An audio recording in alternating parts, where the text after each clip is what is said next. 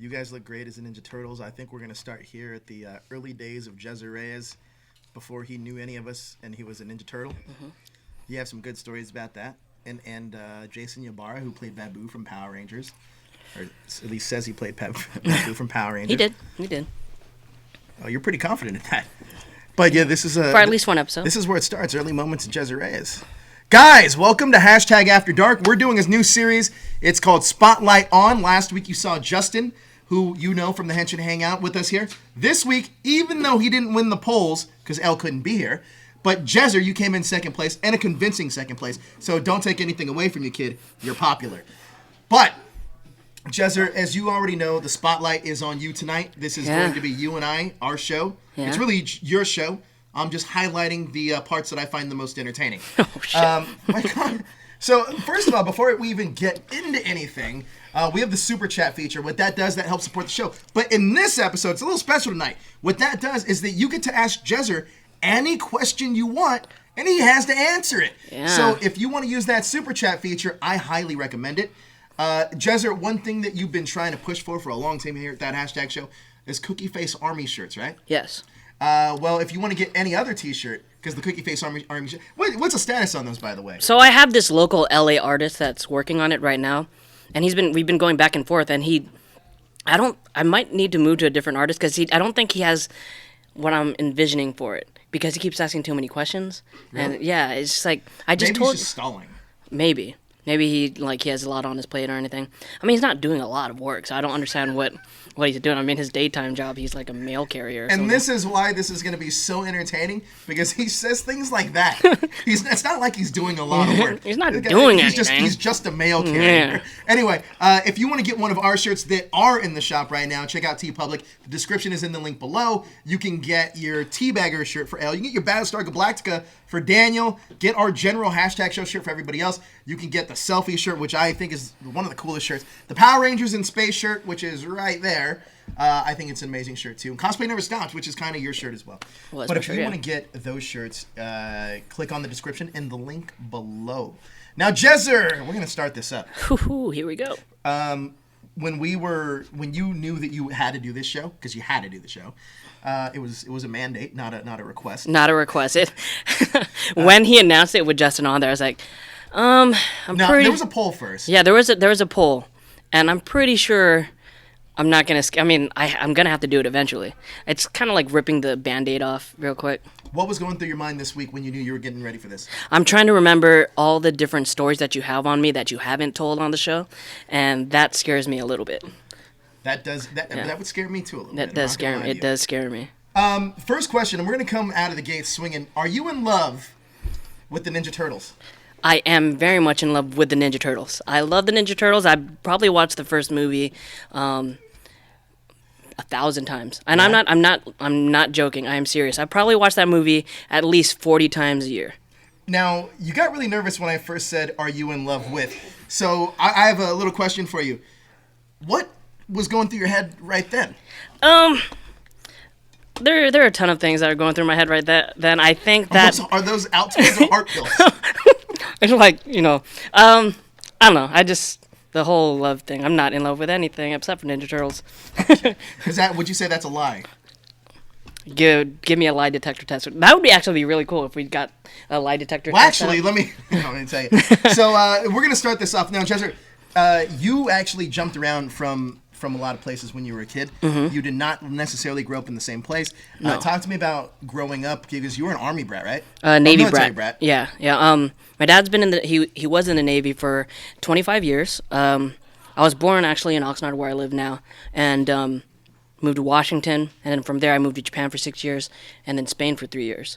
I moved back to the States my senior year of high school. So that's a great picture, by the way. Yes, that was me taking a picture of what I was wearing to the first day of college, and I sent it to one of my ex-girlfriends, and she said she hated what I was wearing.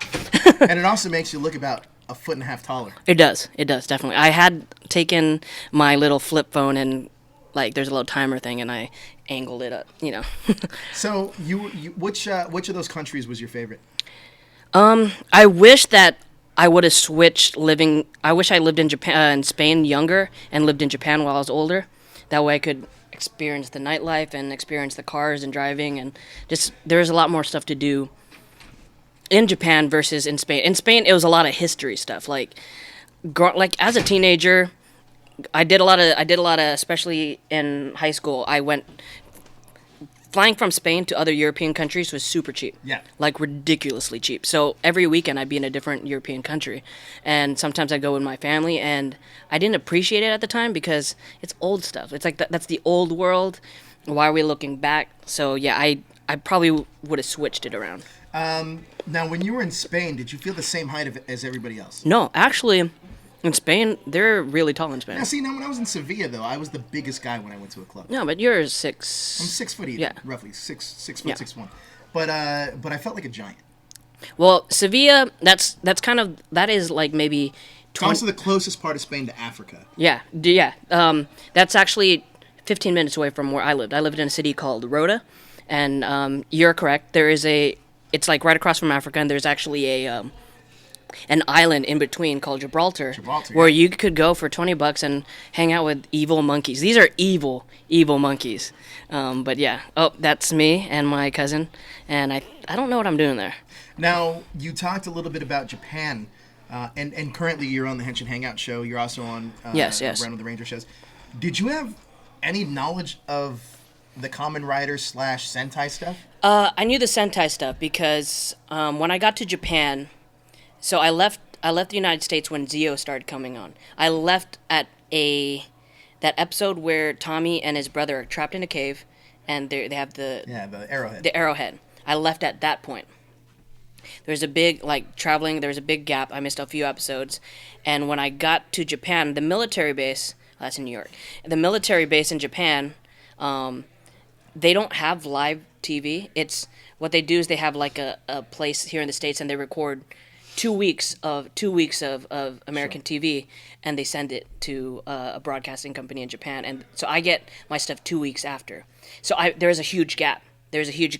I think I came back into Zio when it was the new son of the new son came, and he had Tommy brainwashed. Okay. Yeah, that's when I came back. So there's a gap. There's definitely a gap. I missed the whole Gold Ranger series, but in Japan, they were just finishing up Car Ranger, which was Turbo. And the interesting thing about that is in Japan at the mall, they have shows on Sunday where they have the suit actors perform stunt shows, kind of like Waterworld or kind of like at Universal, but it's at the mall. So they had the actual suit actors for the show, and they even had the firework little the sparks thing. And I was just like, this is amazing. And it was Car Ranger. It was like, this is amazing. But I had no idea what Car Ranger was because... you didn't see it here in America. Yeah, so yeah, Super Sentai was very big there. And I bought a lot of my Megazords there. So they are die-cast. Gingamon, what's the Lightspeed Rescue show? But yeah, Go-Go 5. And they were all die-cast, so... what was your earliest exposure to fandom? Because obviously, Hashtag shows a pretty big geek fandom channel. Yeah. What can you remember being your earliest exposures to any kind of particular fandom that we're kind of encompasses us? Oh, we don't really cover Ninja Turtles, but for Power Rangers... well, you can talk about Ninja Turtles, if that was your earliest exposure. So for Ninja Turtles, it was... One of my aunts had bought me a bunch of toys from the 80s, and I had no idea what it was. And the kids show, I was in Washington. I was like 2 or something when it came out. And my mom would record it on tapes, and I had those tapes, and I'd watch it religiously. But actually, my first exposure to Ninja Turtles was actually the 1990 movie. That's why it holds a place in my heart, and I watch it over and over because it reminds me of a simpler time of, I don't know, growing up. The thing that I love about Ninja Turtles is that they're brothers and they each have this identity. Growing up, I'm the oldest with me and my sister. I always wanted that older brother to kind of lead the way and show. And so you're not the Leonardo that you were the Leonardo, but you never wanted. Yeah, I was never really Leonardo. I definitely, even to this day, I feel I'm like super chat. Super chat, Toku Kid. Go ahead. To this day, I think right now I'm a mix between Raphael and Michelangelo, for sure. Toku Kid jumps in real quick. He says, I want to hear about the other guy story. Or the other guy. LOL. The other guy. I want to hear about the other guy. I don't know what that means. You know what that means? Oh, is he talking about my inebriated self? Oh, yeah. He wants to hear about that guy. Oh. We'll get to that. Yeah. Oh, that. Oh, yeah. We'll get to that. But speaking of Ninja Turtles, though, this propels us closer to the future. I know we were talking about your past a lot. This propels us a little bit closer. You actually got to play a Ninja Turtle with Jason Ybarra for Vanilla Ice for his Back to the 90s tour? I Love the 90s tour. I Love the 90s tour. Yeah. And this is kind of where you got your start. Now, first of all, run down the people that you were Ninja Turtles with. This is the team I ran with mostly. Some of them are still in the Ranger community. Bueno. John Bueno, who's at the front of that? He's at the front of it. Actually, I met Bueno at my first Power Morphicon.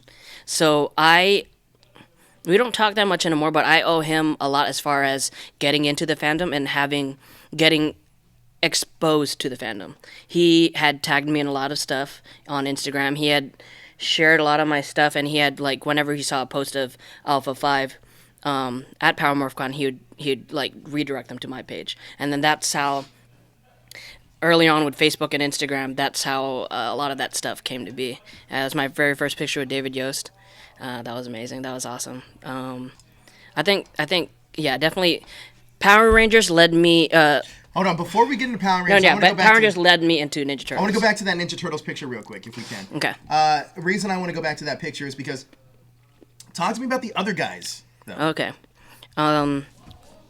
The guy at the very end next to me, that is Charles. Who's Charles? He is best friends with John Bueno. They were childhood friends, and so I just met him that year. I didn't really know too much about him, but yeah, he was that last role, the Donatello role, was the so many people have taken up that mantle. That was the. Give me some names. Realm's brother took that role.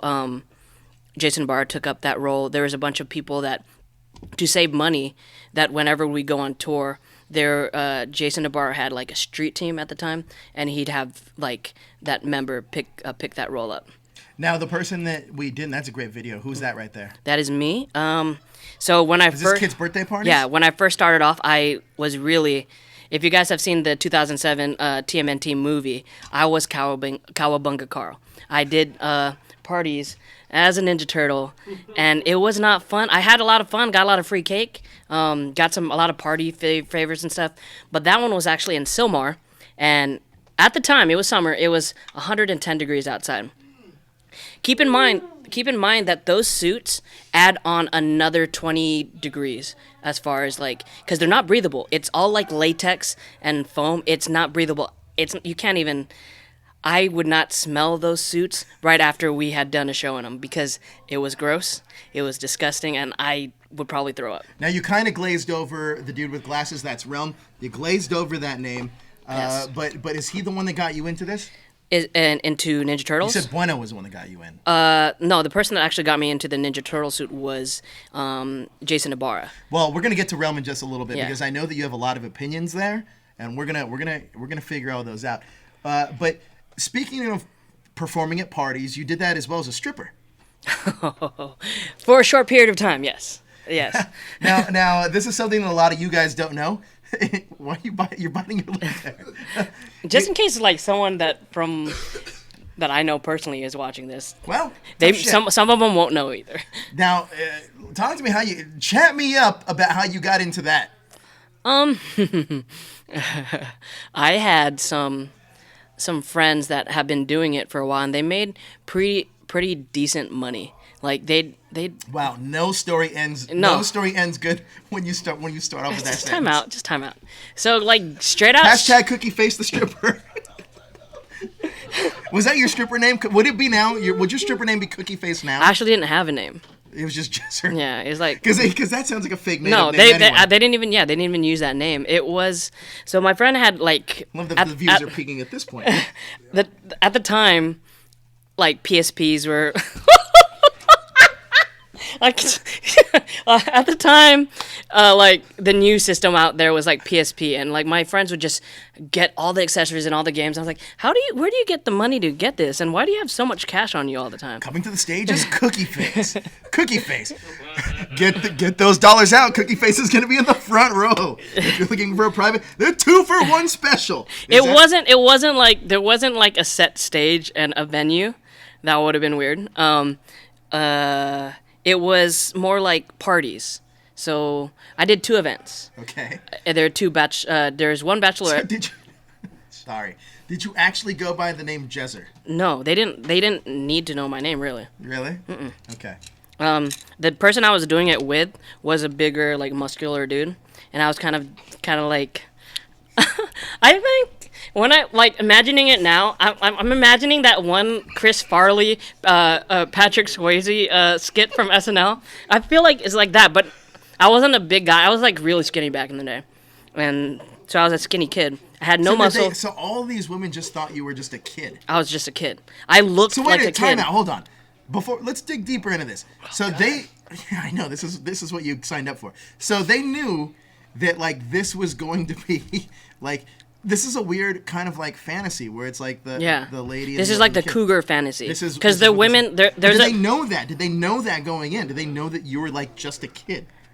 I don't know if they did or not. I mean, honestly, I could have passed off as a 15-year-old, and which is a little creepy for these women. Now you have a story. You have a story about why you quit because you got a handsy lady. That wasn't why I quit. I got. Whoa. Chat me up about the handsy lady. There you go. Is that you? No, You're in better shape than that, obviously. I was in better shape than that guy, but I was skinny, and the guy that I was with, he was like a big muscular dude, and I just feel like, oh, it's a skinny kid, you know. I look like a kid. So the handsy lady, I didn't go full nude. But you wore a thong. Not a, well, yeah. It was a thong. Okay, a thong. It ran right up your asshole. Yeah. God. All right. Yes. Yeah. Yes. She was pretty handsy. This is why these spotlights you want to tune into because you get questions like this. She was pretty handsy, and I felt really uncomfortable, and to the point where after that night, I just kind of like felt violated in a little bit. I think your thumb must have felt violated too by being up your ass. But I digress. Now, if you want something to wear better than a thong, check out our TeePublic store. It's going to transition. Check out our TeePublic store. Shameless plug. Doesn't even fit at all. It's in the description below. It's in the description below. Just get one of our shirts. Just wear this shirt.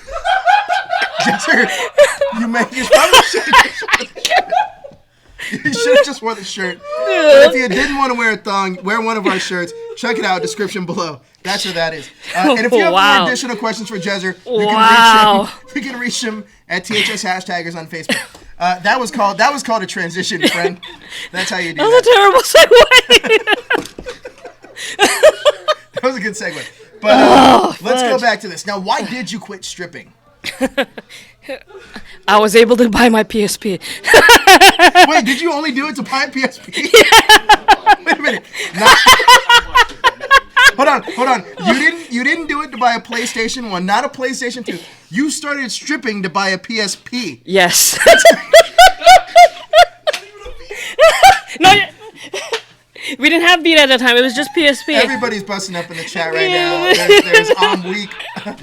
I'm weak. The power of Sony. I'm telling you. But it wasn't just the PSP. I had all the games. I had a really cool like Logitech stereo system for it, and like cases, and yeah, I had everything. Was it worth wearing a G-string that went straight up your ass?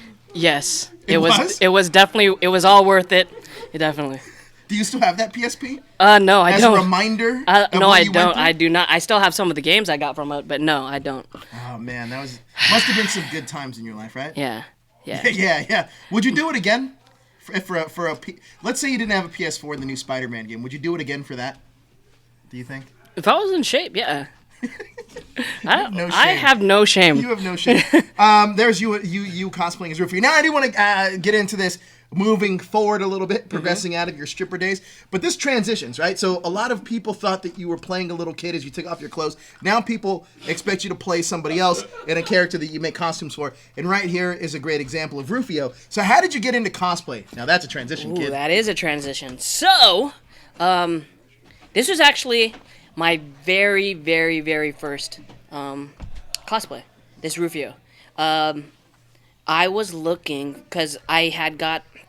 My friends have been going to Anime Expo for 10 years, 15 years, and I've never gone. And they was like, hey, I finished like school, I finished college, and I didn't really have a lot of friends straight out of high school. Then I met this group of friends. Is that because you moved around so much? Yeah. I met this group of friends, and they were telling me, oh, well, let's check out this convention. This is the very first convention I went to was Anime Expo 2013. Oh, that's a cool one. Yeah. So my friends were like, oh, you should cosplay. And when I was cosplaying, I was trying to figure out a character that I could do that I could look as authentic as possible. And I was like, oh, Dante Bosco is Filipino, I'm Filipino. Let me be Rufio. And so the little vest was actually made of it's made from a costume, a Neo costume from The Matrix. The whole trench coat thing. I cut it, and then I cut up the sleeves to have little stuff. And I would be at Joann's all the time, just finding stuff to add to it. Now let me ask you, on top of this is a great cosplay, by the way. Thank you. Especially being your first one. Did you ever fantasize if you progressed further into your stripping career, which kind of geek characters you'd portray? Oh yeah, that'd be cool. Throw me out some of those names of that you would get. If I was in shape, I would do Superman, but instead of ripping off my business clothes to reveal that I'm Superman, I would rip off my Superman suit to reveal that I'm a naked boy. So you wouldn't be Superman as much as you would be Superboy. Okay. What are some other ones? Rufy. Oh, yeah? Rufy. Oh. That's a good one. Let's move on. So, Rufio was your first cosplay. Mm-hmm. Once you started, did you get a lot of attention in this cosplay? Yes, there was. I couldn't figure out the hair thing. So, that was actually a cut-up boa that I kind of I had pipe cleaners, and I kind of shaped it as so it's it was feathers, it wasn't hair. And it was just bobby pinned all the way into my head. So, people. At the very first time I did this, I didn't have all three stripes. I only had that kind of rooster look. So I wasn't sure if anybody was going to recognize. And you just hear crowing all over the place. I'd be walking through the hall from South Hall to West Hall, and you just hear crowing. What do you mean crowing? Like a rooster?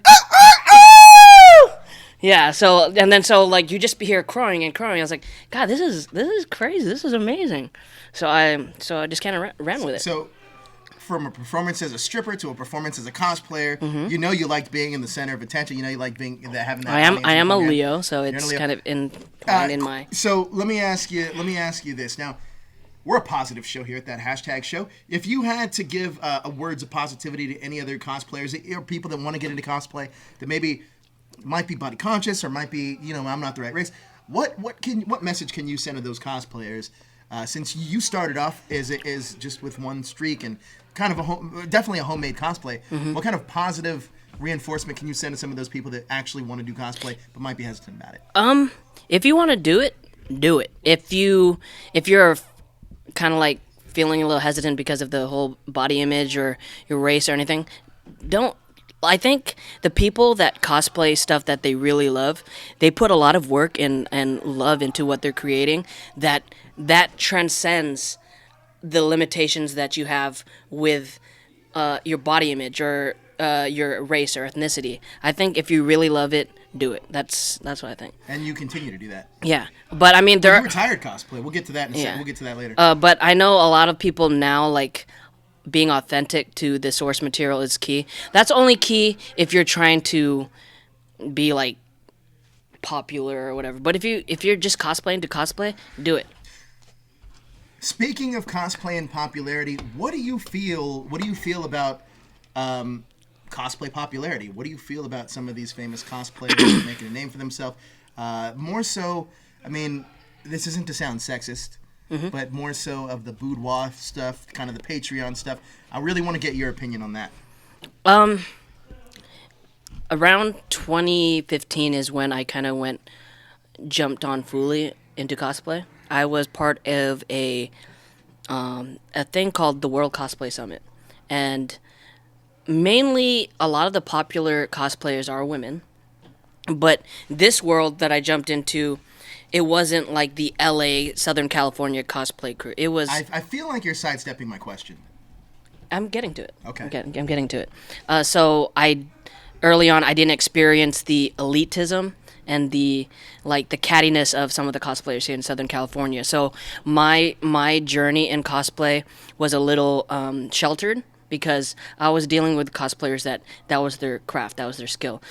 After leaving that competition and jumping into the social cosplay aspect of it, not the competition aspect, it was very catty. It was very not for guys. For guys, it's very. Name me an instance where you saw this cattiness take place, and name me some names of who was involved in that. Oh, Wow. I don't remember some of these names, but yes, there are.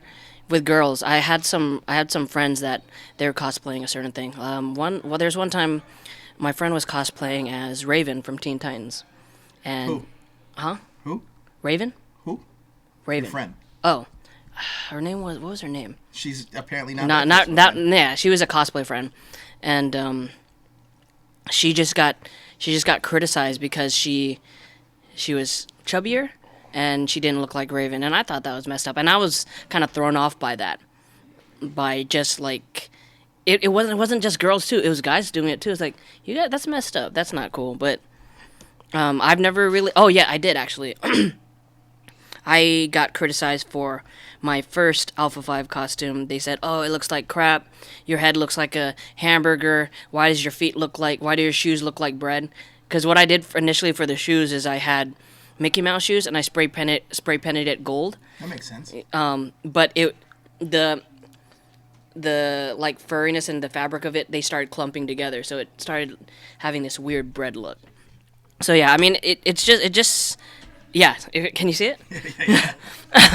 Dang, man. Honestly, I'll be honest with you. It's not bad. Your head does look like a hamburger. Yeah, it does look like a hamburger. But it definitely. But I've never experienced that type of criticism being. I mean, because you would assume. I'm sure that you were naive, and you would assume. And I was just the Alpha 5 was exactly what I was talking about. Effort, right? Yeah, the Alpha 5 is exactly what I was talking about as far as like if you want to cosplay something that you love. This was my. I love this costume. Let me pull the curtain back on myself a little bit here. And since I don't have to do one of these, we're going to get little facts about me in this. So when we were making the Megazord, one of my biggest concerns was that reaction almost exactly. And I think you knew that. Mm-hmm. When we were making the Megazord, I was very conscious of like the way it looked photographed. I didn't really care about the way it looked when you saw it. I really cared about the way it looked when it was photographed. That's definitely key because that's what solidifies, or that's what stands the test of time. Right. So when I remember showing you the initial picture. I remember showing all of you guys the initial picture when I went out for the meeting, and is it fair to say that most of you were underwhelmed? Underwhelmed. Yes, by it, definitely. right? Yeah. And then I think that everybody was pretty much underwhelmed, and then I know that we had another day to go, and then we got to Morphicon, and then when we got to Morphicon and it was set up, we all looked at it and we were like. That's pretty cool. It worked. Yeah, that's great. It worked out. That's good. But I understand exactly what you're talking about. Yeah. But at this point now, you're still a pretty innocent cosplayer that doesn't This necessarily... is my second project. It was all duct tape and foam, and I was just making it, doing it because I love I love the character, I love the costume. We got a great comment. He didn't super chat, but I want to comment on this. It says best After Dark of all time. To be honest, that's high praise. But let me ask you this though: this here. Is your first version 1 alpha. What made you, after that criticism, what made you want to go back and do it? I didn't actually redo it. I just kind of like tweaked things a little bit. The helmet, I kind of like cut down because the red went all the way around. I cut that down. And the shoulder pads, I added some black accents to it. And I added some accents to the head too. And I changed up the elbow pads and the shoes. Would you say you're a guy that definitely if you hear criticism, that you're definitely going to use that as motivation rather than crumble under pressure. Yeah, definitely motivation. If there's something that someone sees that they don't think like they don't like, if I have the time, then I'll fix it. If I have the time. If not, if I don't really care, I don't really care. J.R. Horror of Cosplays, who we know as Jerry, he's an awesome dude. I do want to read his comment because it's kind of relevant to what we're talking about. I got bashed online when I posted my Red Ranger. I was called anorexic, a bobblehead, and that they would be disappointed if I showed up to a birthday party. I'll be honest with you, man. Jerry, I was just looking at your Green Ranger stuff. You look amazing. You look great. Be proud of who you are and be proud of your cosplay, because your cosplay is on point, man. When you were in that Megazord, it was like the Green Ranger being in that Megazord. Awesome. So, Jerry, shout out to you. This is version 2.0. Which looks a lot better, a lot sleeker, a lot cleaner, right? But not a lot of stuff were changed. But is this when you started taking cosplay a little bit more seriously? This was 2016. Yes, because I was making this about the same time that I created Mega Man. Mega Man was great. Mega Man was my first from bottom. Like everything was created from scratch with Alpha 5 that was repurposing. All of that stuff is repurposing. Other than the torso and the underwear, everything was repurposed. The top of the head. Oh, there's Mega Man. The top of the head was cool. Yeah, actually, I repurposed the helmet. So the helmet is a motorcycle helmet, and I shaped it. I cut it. We used like Dremel tools. I almost cut my finger off, and yeah. But I'm not very good with fabric, and it also has electronics in there. If you're not paying attention. Is this your first time dealing with that? Yes. So with electronics, I'm not an electronics engineer, and I'm not good at wiring. Is that why when I brought my Iron Man helmet in, you were trying to figure out how the wiring worked? Yeah. But when I look at something, I kind of like try to figure it out. All of this stuff that's lighting up on me are bike accessories. Stuff to the ears are spoke lights, so when you're riding, it looks like kind of like Tron light. Sure. Same the blaster, inside the blaster, it's an LED strip that people use for the computers to light up their towers, and the EL tape on the top is also for lighting up stuff too. Jezzer, are you disappointed that I single-handedly, this isn't like a dig on myself or anybody else, but are you a little disappointed that cosplay doesn't necessarily exist at Hashtag Show anymore in terms of shows and stuff? Because before you joined, I don't know how much you know about before you joined the show, we did have cosplayers here. Vert Vixen. Yeah. Who else was here? Other names that were here that got accused of pretty raunchy stuff. Yeah. But Vert Vixen, Time and Space Cosplay Isaac, Stephanie Storm Cosplay. Are you disappointed that cosplay doesn't exist in its current iteration? I mean, pretend I'm not me, the person that not. Has I mean, to oversee all that. if I like, especially now with cons, I don't really have time to do it because we're. James, thanks for stopping by. I don't have time to do it because we're always working. But if I had a day to myself at a con and I had time to wear a costume and just enjoy the con, yeah, I would do it. You know, Blackwing brings up an interesting name. Mm-hmm. We were speaking of cosplayers, and I want to get your true opinion on this. I don't like that you have the chat of us, you know what I'm going to say. Oh. But he does bring up Jasmine. Okay. What are your opinions there? I can turn that off. Real opinions. Real opinions. I did not have a problem with Jasmine up until a certain point. What was that certain point? I was asked to do a show with, help produce a show with Josh. And when he asked me, I think I had just started working on the show. When he asked me, hey, do you have this Sunday free? I was like, yeah, sure. I need you to help me produce something. I was like, cool, that's awesome. And in my head, I was thinking it was going to be a 2-hour thing. I know what this is. It turned into a almost 15-hour shoot. 15-hour shoot. And it was 15 hours because, first off, one of our producers, JD. You want to name the people that were there? In the cast at the time? One of the producers that was there was JD, and he had overslept, and he was supposed to be explaining this Game of Thrones board game that they would see that exclusively here on the channel. Board Game of Thrones. And he wasn't there, so they had to start late. It was you, it was Jasmine, it was Migdalia, Sam, and Kelly. Was there one more? No, I think that was it. And as in Game of Thrones, alliances are to be made, and I think that can we pull back the curtain as far as Yeah, Jasmine? you can pull back. Listen. No, even for your side. Yeah, no holds barred. All right, cool. So a lot of you don't know. Oh well, that. Go ahead. I don't care. Yeah, it's fine. Yeah, go. Okay. What a lot of people don't know, and at the show is that Joe actually had a relationship with Jasmine. We dated for a quick second. Dated for a few, and I mean they still worked on the show together, but there's definitely some Wow, tension. so this is why I don't have to do the show. There's definitely some tension on the show that I had no idea about, and there were some people had thought that there was something going on between you and another cast member. You can say that person too. Okay.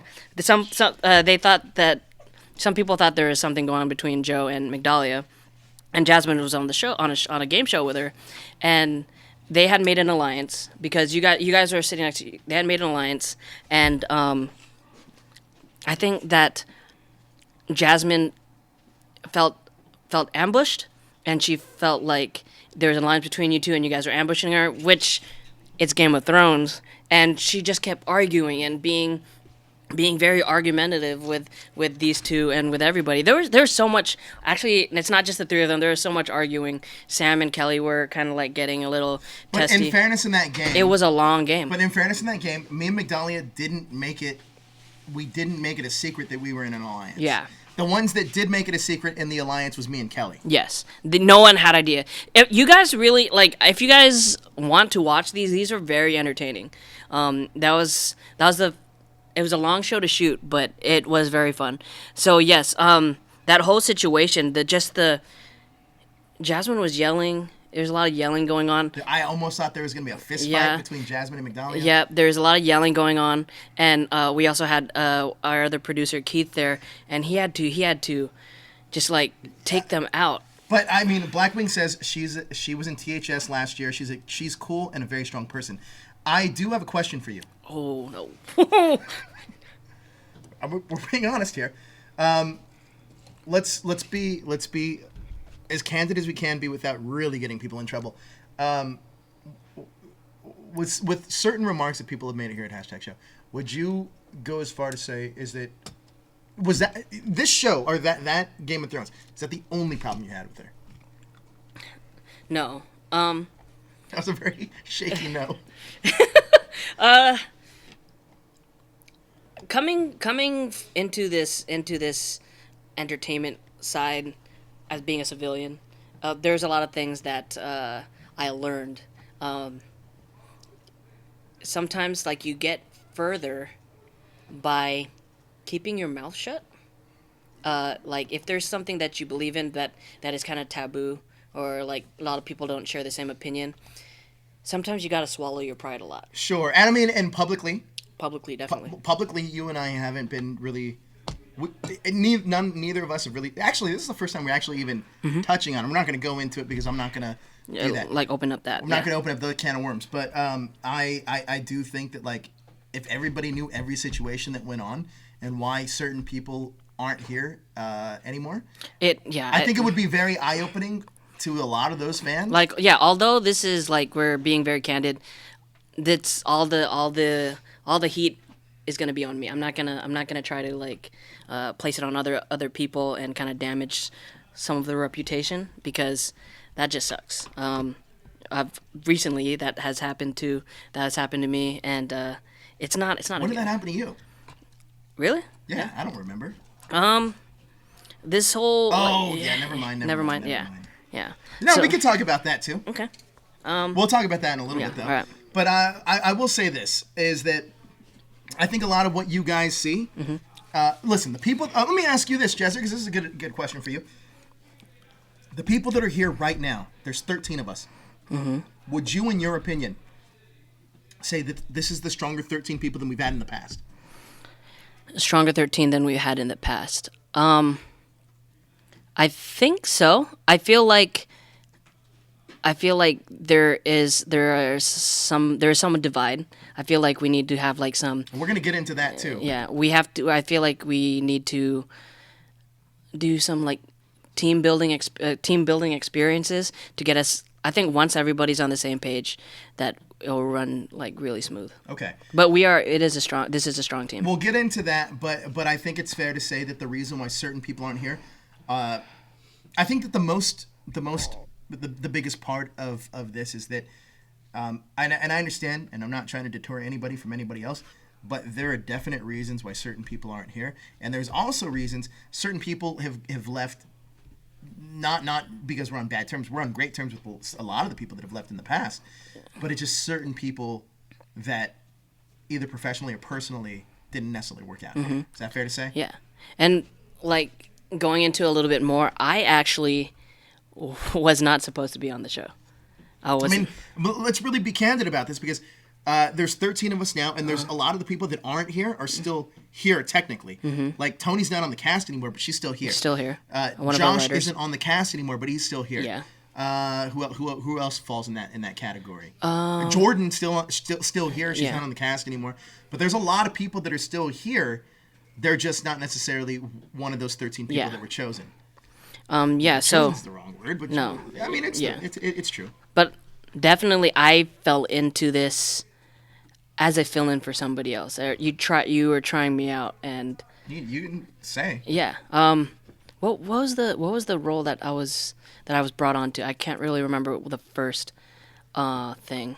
I did guest appearances on Daniel and Sarah and Ernie's show for Flashpoint, only because I was actually one of the hashtaggers. I was I was watching the show every week, and they just I think Daniel and Ernie were like, hey, just come by the studio and try it out. So I think I was brought in to fill in for one of the Ranger team. I think Daryl. I think it was Daryl, and I don't know. I guess I had fun with it, and it kind of grew on me. You keep eating those Mentos. Why is that? It's kind of like a nervous tick. Is it? Yeah, a little bit. All right, so we're going to move in a different direction now because we really went deep into that particular subject. I don't know how we got to that rabbit hole. Yeah. It started with cosplayers, but we're kind of out of your cosplay category. Now, a lot of people don't know this, but you actually toured with Vanilla Ice. I did. Chat me up about some of your experiences with Rob Van Winkle himself. And can you do the dance? I need a refresher, but I think I could. So I started as a turtle. I was in Las Vegas for a friend's birthday, and Jason Ibarra, we have been keeping in touch after. I met him at San Diego Comic-Con 2014. He found me as an alpha cosplayer, and he said, "Oh, that's awesome," and he started following me on Instagram, and he had messaged me and saw that I was in Vegas, and he was looking for a suit actor to be one of the Ninja Turtles. He asked me my height, my size, and everything, and I said, "Oh, you'd be perfect for Michelangelo." I actually would be perfect for Michelangelo. The really cool thing about this very first time that I suited up as a Ninja Turtle is we were doing a photo op as Ninja Turtles with Ernie Reyes Jr. from Secret of the Ooze. So you went from stripping to real dancing. Yeah. Oh, no, I wasn't dancing then. Oh. This was just a photo op. So I got to be a Ninja Turtle, which was amazing. That, if I were to go back in time and visit the kid in me and say, you know how you always said you want to be a Ninja Turtle when you grow up? That happens. That actually happens. It wouldn't make sense to the kid, but he just have to wait a few years, and it did happen. And I got to meet Ernie Reyes Jr. That led into me doing more shows with the TMNT Van crew. And the very first show that I did with Vanilla Ice was at the Luxor in Las Vegas. It was a show at a club, and I was a Ninja Turtle. It was more like I was a backup dancer for a few of Vanilla Ice's shows. And that was very interesting because really we got the VIP treatment from start. We had our own. So this is what you felt like to be a real celebrity at this point. Yeah, definitely. We had our own green room apart from Rob from Vanilla Ice's. They catered to us. It was amazing. We were given like a bunch of VIP passes to the club that night, so we went out in the Luxor, like find some cute girls and say, hey, do you want to check out this club? I can get you in VIP. and that sounds really bad. What? And so yeah, it was really fun. And so after doing that, I did a few more shows with him. We did one in Vegas. We did one in Riverside. We did one in Salt Lake City. I didn't get to go, but we did a show in New York. Our team did a show in New York. I didn't get to go, but yeah, it was really fun. And I got one of the coolest things about it is I got to meet a lot of like these '90s artists that were also on the set that I listened to. Rob Bass, All For One, Coolio, All For One? All For One, yes. Salt And I swear, yeah, and Salt and Pepper. I actually watched the NBA playoffs with All For One. Really? Yeah, I was just like, oh, our TV doesn't work, and he's like, oh, come watch the game here. So that was cool. So yeah, that was fun. It was very interesting, and it's an experience I would not. I would do it all over again if I want. I could. So the turtle fame kind of evaporates after a while because you've been doing this so long. What leads to you not continuing on with the turtles anymore? Okay, so it was 2016. The movie had just came out. By the way, I'm gonna just tell you right now, we're 45 minutes in, and I'm not sure if we're gonna get the cue to wrap it up. But if you guys want to see this keep going, let us know in the chat. I need to know right now if you guys want to keep this going. But go ahead. Okay, so it's 2016. The group that went to New York for the premiere at Madison Square Garden, they were kind of brought. They flew in from LA. They got limo service. They got penthouse room in New York. But the reason that they did that was to get the information of who was suiting up as these turtles and doing shows and getting their information, and we got hit with a cease and desist. Now we're going to get to that story about how, but a lot of people say Toku Kid, Steve Rogers, Blackwing, keep it going. Rigo Kun, keep it going. Layla says, keep it going because hashtag cookie face stories are amazing. Yeah. How did you get hit with this particular cease and desist? First of all, I want people to know, what is a cease and desist. Let people know about that. Can you help me out with that? It's a letter that says that you have to stop doing what you're doing because you do not own the property that you're portraying. Dream to Aspire. Yeah. I haven't seen this name. She says, keep it going. I love this new show. I'm going to say what a cease and desist is. Yeah, yes, please. So cease and desist is essentially means you have to stop with what you're doing and get rid of it completely. That means cease, stop, and get rid of it, desist. So that means that you had to get rid of everything you were doing, no ties to it, before there's legal action. Yes. It's almost like, hey, this is a warning before we sue you. Yes. So, in a way, not going to New York was kind of a blessing because I love this, by the way. Hold on. Jerry says, JR Horror of Horror. JR Hall of Horror says, keep it going. Love the cookies in the oven. So not going to New York was actually a blessing because they did not have my name. Paramount did not have my name on file. So I was technically not hit with a cease and desist, but the group was. So we had to stop. Who was the main point person for this? Babu Jason Nabarra. How did he handle this? Pretty badly. I felt like, especially, I don't know, it was part of his identity a little bit at the time. And we both know Jason. He's a good guy. Yeah. It was part of his identity at the time, especially with, like, here in LA, work is hard to come by. And after he was with the show he worked probably craft. He did some suit acting. He did some stand-in, some extra work. And so work is hard to come by, especially if you're trying to stay in Hollywood. And so when he made his Ninja Turtle van and he got these suits and commissioned someone to make these suits for him, he lost part of his identity. Oh, quick fact: the suits were actually also used in Ted 2. Oh, really? Yeah, there's a scene where Ninja Turtles. Those are the suits that we wore. That wasn't us. They had people on actors. Yeah, actors on set wearing them. But going back to it, yes, he fell into a little bit of I don't want to say depression, but he was pretty sad about it, and because it's like losing part of your identity. It's almost like a claim to fame. Yeah, claim to fame, definitely. I mean, he still has the van. The van is great, but he can't continue doing the fun stuff that he did before. Well, fun shout out to Jason Yabar. If you want to see him at conventions, request the Turtle Van. Yes, TMNT Van. Yeah. TMNT Van. He'll be there, and then you get Babu as well for all you Ranger fans. So if you guys are in your local areas, request him to come out. Yep. He had a little bit of controversy earlier this year. He did. Or maybe last year, towards the end of last year. And what was that controversy? So his claim to fame, or what he used to get into a spot in conventions, was that he was Babu. Now, while that was technically true, why do you say technically there? Because he did wear the suit. He did wear the suit maybe once or twice for an episode or two. Okay, well, that still counts. Yeah. So that still he technically wore the suit, but he was doing a lot of cons and not correcting anybody when they asked if he was actually Babu for the whole season. He didn't technically correct them. So there are a lot of people in the Ranger community, a lot of people that he worked with in the Ranger community on the Ranger show up until Wild Force that exposed him and said that he had only worn the suit like once or twice. Well, I have a question for you. You get very kind of upset with a past cast member kind of doing the same thing. Past cast member of Hashtag Show kind of doing the same thing.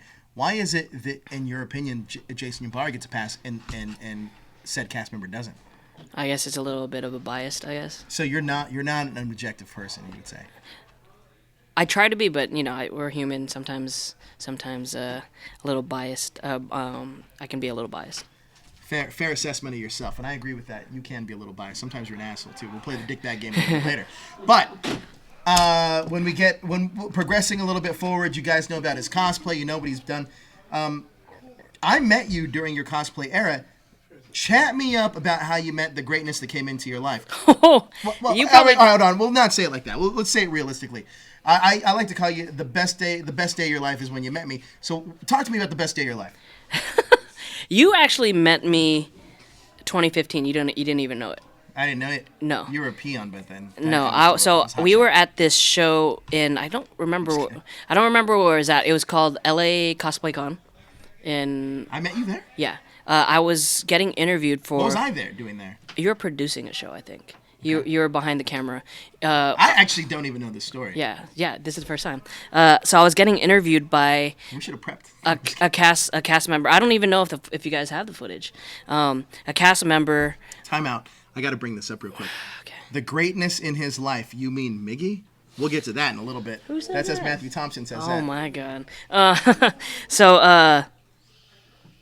I was getting interviewed by Vert Vixen at the time it was a cosplay interview at LA. I love Alicia. Yeah. See, this is a cast member that left on great terms, and she's doing great things. She's doing amazing. She was on that cosplay reality show, and her work is amazing. Yeah, if you want to go check out a great cosplayer that Vert makes Vixen. her own stuff, check out Vert Vixen. Alicia, tell Alicia that Hashtag Show says hi.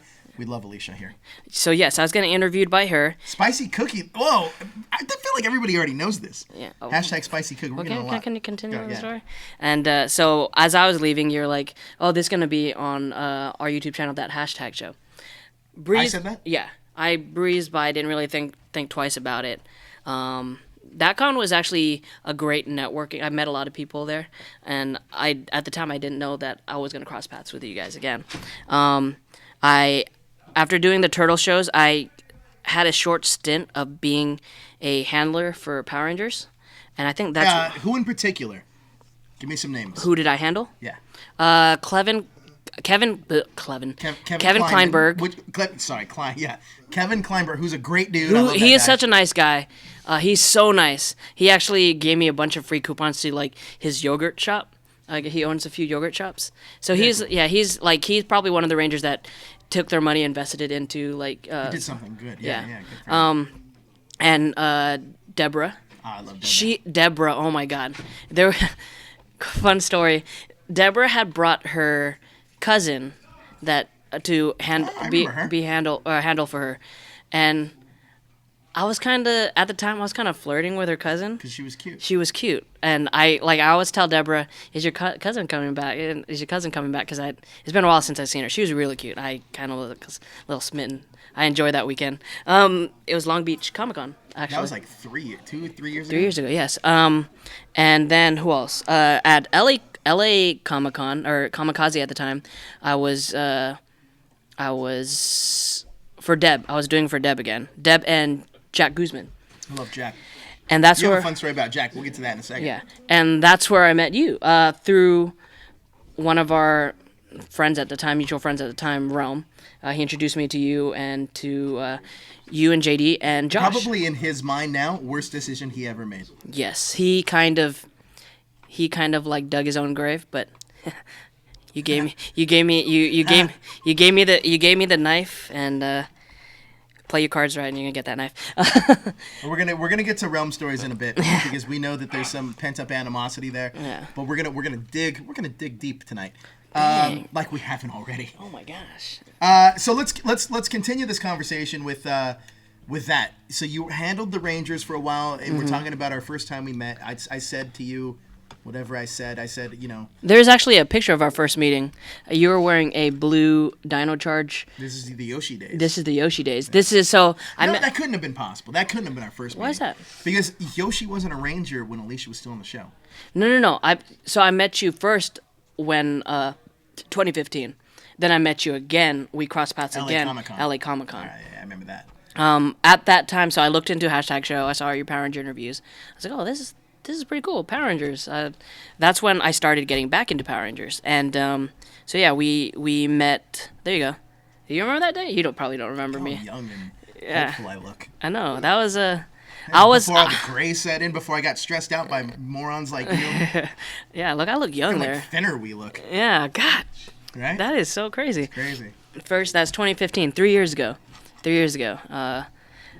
But yeah, you're a cool guy. You're interviewing. You did the Ranger game with Deborah. We were there for a while, and yeah, that was fun. So that was actually the first time that I met you, I think. So transitioning from meeting us, when did you ever get a spark to want to join us? How did we start? How did that situation come about? There was JD had a birthday party one year at Dave & Buster's, and he followed me on Instagram. I guess he thought I was a cool guy, and he invited me to his birthday, and I met you guys. I met a good portion of you. Kelly, JD's brother Justin. I don't remember if Daniel was there at that. Probably not. He doesn't usually go to those events. Okay. So yeah, and then I met you guys. He usually says he'll go, and he'll mark it on Facebook that he's going to go, and then he just doesn't show up. So yeah, that's the first time That'll be a part of his interview. Yeah. That was the first time I met you guys. Actually, digging a little deeper. Hashtag actually got me out. Saved you out of drugs. Saved me out of depression. Just kidding. Hashtag actually. Is that true? Very true. Let's dig into that. Yes. So. Not to be weird. 2015, I started seeing a girl, and it was getting pretty serious. To the point where I loved her. I was really in love with her. Have you ever been in love before? Yeah, multiple times. Multiple times? Yeah. Are you currently in love now? No. Okay. Yeah. We'll get to that in a bit, I'm sure. Yeah, multiple times. This girl, there's a short stint. So back in middle school through high school, I dated a girl, and I was in love with her. And it ended on good terms. I just had to leave, and just distance is not easy. And so like in between that, like end of high school and leading up to 2015, I dated girls, but I never really felt anything really strong for anybody until this girl. And it didn't work out. It didn't play out how I thought it was going to be. I felt a little betrayed a little bit. What'd she do to you to betray you? It was also a long distance thing. Like, it wasn't when it started, but it turned into one. And bye, Matthew Thompson. He's taken off. Bye, Matthew. I love that kid. With distance, especially, it's not fair. I can understand where it's not fair to the person to commit to another person and live as far as we did apart from each other. I feel like this isn't just a show. This is also therapy for you. It is. I'll get into it. So, I broke up with her, and we kind of split. And my friend, who's my cosplay partner, Davidson, he was there. He was there through the whole thing, and he kind of helped me. Really, Mega Man was a product of. It was kind of like therapeutic for me. Making Mega Man we used to work in his garage and make costumes, and creating Mega Man and Samus those cosplays.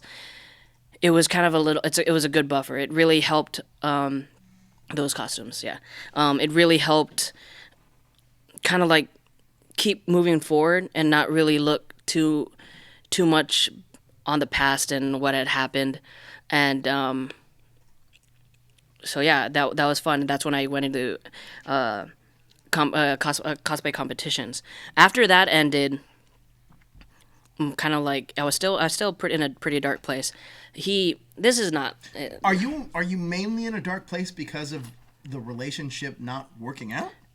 More so that I felt like I was lost. Like I didn't have because of the relationship. Because I felt like I invested a lot of time and effort into a relationship. I kind of burned bridges with a lot of people. Are you one of the guys, because I know that there are a ton of them, are you one of the kind of guys that kind of disappear when you get into a relationship? I don't intend to. I don't, especially now I don't. But I think with that, because it was so deep for me that I was kind of blinded a little bit. And shout out to Davidson for being there for that during that time. But it's not his fault, but he had a hard time meeting girls because he's a single father, and not a lot of girls want that baggage. And he finally young single father. Yeah, young single father. And so he had met the girl that he's dating now, and a lot of my time was spent just hanging out with my best friend, and we'd be watching King of the Hill and cosplaying and working on cosplays. You also get upset because I don't like King of the Hill. Yeah, I don't really care anymore.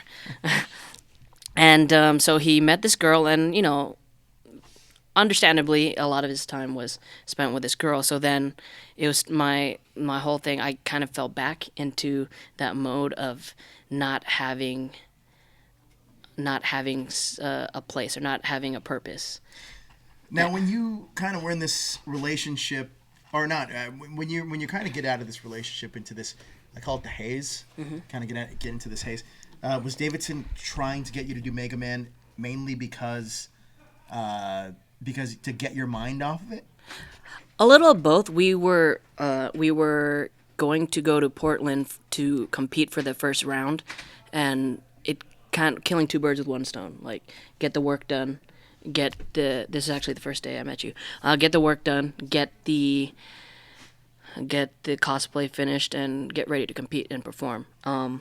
Yeah, so it was killing two birds with one stone, definitely. This was a product of getting out of depression. Now that hour one's done, let's get first of all, now that hour's one done, we're gonna get into the real shit. How's it doing? Are we doing good? We're doing good. But I do want to talk about this. Now, when you say you were in a depression and this got you out of it, what do you exactly mean by that? This gave you another outlet, kind of like cosplay did? Yeah, so I think the very first time that I really got to know you guys, whose birthday was it? It was someone's birthday, and it was at Karaoke Blue, and I think you had invited me out. That was me. Yeah. Is that the one where I didn't show up? No. Oh, that wasn't me. No. You had invited me out, and... Because you remember the one I didn't show up, and you were like, oh, hey... that was your birthday. That was my actual birthday. Yeah.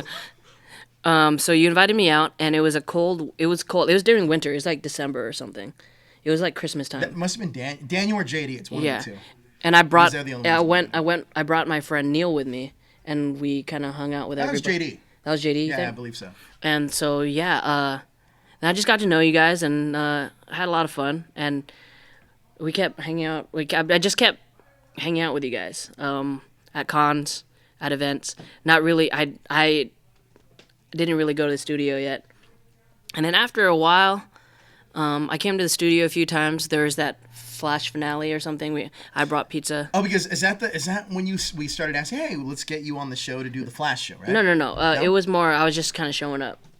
Just kind of kind of just. Like we were like, what is this guy doing here? Yeah, I mean, some like you and Ernie and Daniel were cool with it. I think when I first met Sarah, she's like, why is he here? Like, what's he doing? Yeah, but that was definitely I just kept showing up. I didn't really have anything to do. Kind of gave me a purpose and just hanging out. Especially since I couldn't hang out with like my closest friends, and eventually I was like a PA, helped Josh a little bit. Josh was teaching me some of the ropes and. All right, let's talk about that for a second. Okay. So you started off really helping Josh out. What did you learn from Josh, and what have you surpassed from that knowledge at this point? I learned all the technical stuff from Josh, definitely. Did that also spark your interest into getting the gear? 'Cause Nagami right now is behind the camera, but a lot of people don't know this, but he's been an ace in the hole. Yes. Has that sparked your interest? Because I feel like in the last 3 months or so, he's been kind of he's being you then. Yes. Right? He's kind of like, that's exactly what had happened. To the point where I build that rig that I use now. I didn't really feel comfortable using the studio equipment. What did you call that earlier? What did you call that rig earlier? The intimidating rig? No. What did I call it? You called it something about like the low budget comic book. What did you call it? The low talent magnet. Like, oh boy. Like, so like people. Want me to talk about it? Yeah. We were at Long Beach today, and. Want me to talk about it? We were at Long Beach today, and I was walking. We were filming some stuff. But this before you got there, and I kept getting stopped, and people telling me about their projects. I think they wanted to be on camera. They thought, like because the rig, even in New York, I had that rig, and there was just a bunch of people that were just like, "Oh man, who you guys with? Oh, that's a really cool rig. That's really awesome." Especially when I do this thing where I have a monopod connected to it, and I'd unhook the parts, and I'd go like this, and they'd kind of go down, and people were like, "What?" I just kind of get thrown off by it. So yeah, that I kind of invested a lot into the gear that I use, like a lot of the gear that I use. I mean, this laptop right here, spent like $900 on it just so I can consistently stream stuff. Even then, it gives you problems. Not lately. That's an XSplit thing, but yeah. So I don't know. You got into the culture of this. Yes, definitely. So just like you got into the culture of cosplay, you've gotten into the culture of live streaming. Yes, definitely. And I did that for a few months, maybe 6 months or something. Mm-hmm. And I think October last year. I remember you got mad at us. So what I did? Yeah, October last year. We had went Kelly. Why do I not get mad at you guys? Me, Kelly, Marco, and Migdalia went to Not Scary Farm. I don't remember getting mad at around this time. Well, just hear the story. So Kelly was live streaming at the event. It was like a press event, and she put the camera on me, and I was talking, and like I was talking to the camera and like kind of being like goofy and stuff. And you had messaged us later. Next time, no producers on screen. And I don't know how it happened, but people started following. All right, so let's really pull the curtain back a little bit. Yeah, because I might not know. This is more so on me than it is on you. Yeah, go for it. So, a lot of people don't know this, but I make all of the creative decisions that we do here at Hashtag Show. I make sure that everything is exactly the way it needs to be.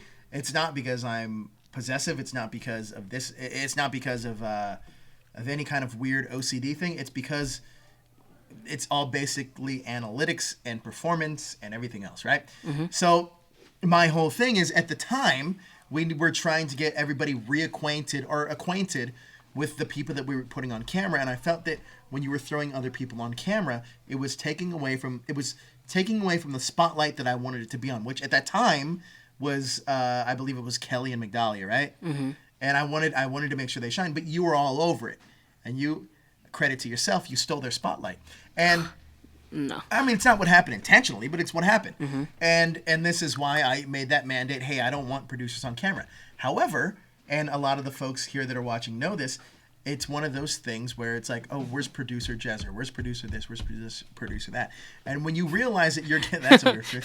When you realize that producers are getting more fanfare than the people that we're actually trying to push forward, then there becomes a problem. And then that makes you feel that that talent at that point was inferior to the producer side of things.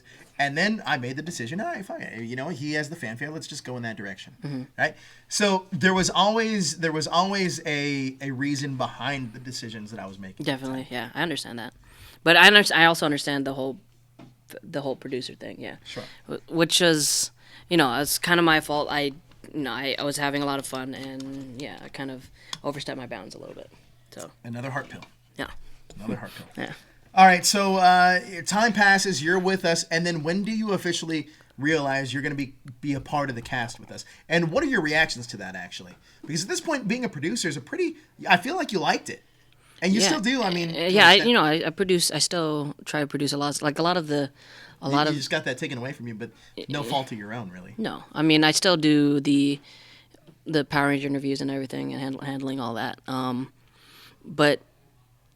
I'm still like this on-screen stuff. I'm still learning it, obviously. Yeah, I give you advice all the time. I tell you what to do. Definitely, I'm definitely still learning it. Like Daniel and you always tell me different things. Migdalia always tells me she should be taking your advice now. Different things, and I'm still learning, and I appreciate the patience that everybody has. I think that's the key. All right, now. We're going to cut into some really deep cuts here because we've been going on for a while. But because now we're at the point, we're at the crescendo of when you really started here. I really want to start talking about what you learned from producers and what you learned not to do from producers on the behind the scenes aspect of this. Because a lot of people that are watching are thinking in their heads, how do I get into doing this? They want to make sure they do it right. So I want to know what you learned and what you took away from people that you didn't learn from. Okay. So there's a few different producers that I kind of shadowed when I came on. It was Ernie, Josh, and JD. They all have a different take on everything. And describe their takes. JD's was hit record and then leave or fall asleep. That was JD's. Ask Danny from We the Geeks. He has a great story about that. Ernie's was, with what we had, he did that too, but he also had he collected assets from Sarah and Daniel at the time. It was a group thing. I feel like fairness to Sarah though in that aspect. I feel that was the Sarah and Daniel's training from Stream TV though. Is that what they learned from that? They kind of took over with that, and Ernie kind of embraced it. Yeah, fairness. Because I feel like, do you think Stream TV, Daniel and Sarah were on the Agents of S.H.I.E.L.D. show for the last good season that Stream TV actually did for that show. Yep. Do you think that me and Ernie kind of followed the same path? No, not at all. Like he didn't start off. Oh, he started off Pop Culture Renegades. No, yes, he did. So. That's actually how I got my start. Pop Culture Renegades first. Yeah, that's true. We didn't even touch on that. That was you, me, Krishna, Danica, Ash, and who was the other? Justin at a certain point. At a certain point, yeah. That was the first one. I think Johnny too at some point. Yeah, there's a few of us. But yeah, that's how I first got started. But that was Ernie's. He had the assets and he played it through. Josh, same thing. He had, I can't remember, he had more technical stuff because he's a technical guy. But I started producing the Power Ranger show. I was limited by my gear at the time, but once I updated my gear, I kind of added a little bit more stuff to it. Nagami doesn't like this, but I utilized the green screen a lot. Why does you don't like the green screen? The other computer couldn't handle it. Oh yeah. Okay, yeah. So I used that a lot, and I just I made those name tags. I just try to add a bunch of different things to it. Try to you up the level of production. Yeah, and then Nagami upped that. So which is a good thing. So he did though. Yeah, which is definitely a good thing. But yeah, that's what I learned. I took what the producers are doing and then I kind of wanted to do more, and then Nagami is doing more. So I think that's healthy. Progression is Great. Yes. So now that you said what you learned, what are some of the traits that you don't want from those guys? The sleeping. I would not. I don't know what that means. I would not fall asleep during the stream. Oh, that's funny. There's a picture of JD. Yeah. I learned how to. He's the real life Snorlax. I learned how to build shows. I don't know if you guys had noticed, but when JD was producing the show, there was no real direction, really. There was the show, talk about stuff, and then talk about the show that you watched. It was a review. It was the Ranger Rap was strictly a review show. Talk about the show you watched. It would either be Ninja Steel or Retro or Hyperforce, and it'd be just straight up an interview. But who did I learn this from? Who like building shows? I can't remember. It wasn't me. I learned about rundowns and Rundowns may have been me, but the actual building of shows was not me. yeah. So I started building shows and having more a Believe format. it or not, I think the building of the show actually happened with you and Nagami together, because I don't think shows were actually built until you. I like to call this that's your era. Okay. The you and Daniel Nagami was a new era for the show. Yeah. So we built the show and formatted it more wanting to add more consistency and more organization to it. Sure. So if you guys watch the older Ranger wrap-ups versus when I came on, they were definitely different. We still had, we don't do comments anymore, but we still had comments before because JD would print out comments. But yeah, there's definitely a format, and it works better, and it's better for the cast, I think, if there's a format or something to talk about, because straight up review shows sometimes get kind of boring. Yeah, especially if you guys are watching the show And already. you guys are free to chime in. This is as much your After Dark it is as mine. So let me ask you quickly, is that you knew that you were going to be the spotlight on Jezzer? Everything going according to plan to you? Like, are you okay? Like, is this working out the way you thought it was? Like I said, I try to be an open book. So a lot of the things that I'm saying, I'm not really ashamed of. Not so much. So, it's fine. But I feel like something's coming. No, I was just asking. Yeah. Is it as good? Right now it's better probably than you thought it was going to be. Like, right? Or you thought you were going to be grilled all the time. Yeah, I thought I was gonna be grilled the whole time. All right. So now Toku asked earlier on. Listen, he just asked earlier on. He wants to know more about the other guy. The other Who guy. is the other guy? So, I'm gonna go back a little bit. Straight out of high school, and when I hit 21, I was straight edge. Did not drink. I didn't smoke. I didn't do any of that stuff. It wasn't until 2013, I was like 24, 25, when I started drinking, and it hit me hard. Like, really bad. To the point where blackout drunk sometimes. Like, really bad. And this, within my group of friends, a persona was created.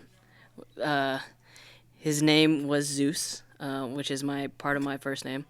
And We call him the Gremlin. yeah, when he came out, he was here to party, and sometimes it was bad, like the mornings. This is what people are tuning in for, really. Yeah. They've been waiting for these moments. That was. Did you send them the video with you like doing the Stone Cold? Oh, I don't have. Oh, I don't have that. I'll post it. That was. I wasn't drunk there. I was totally sober.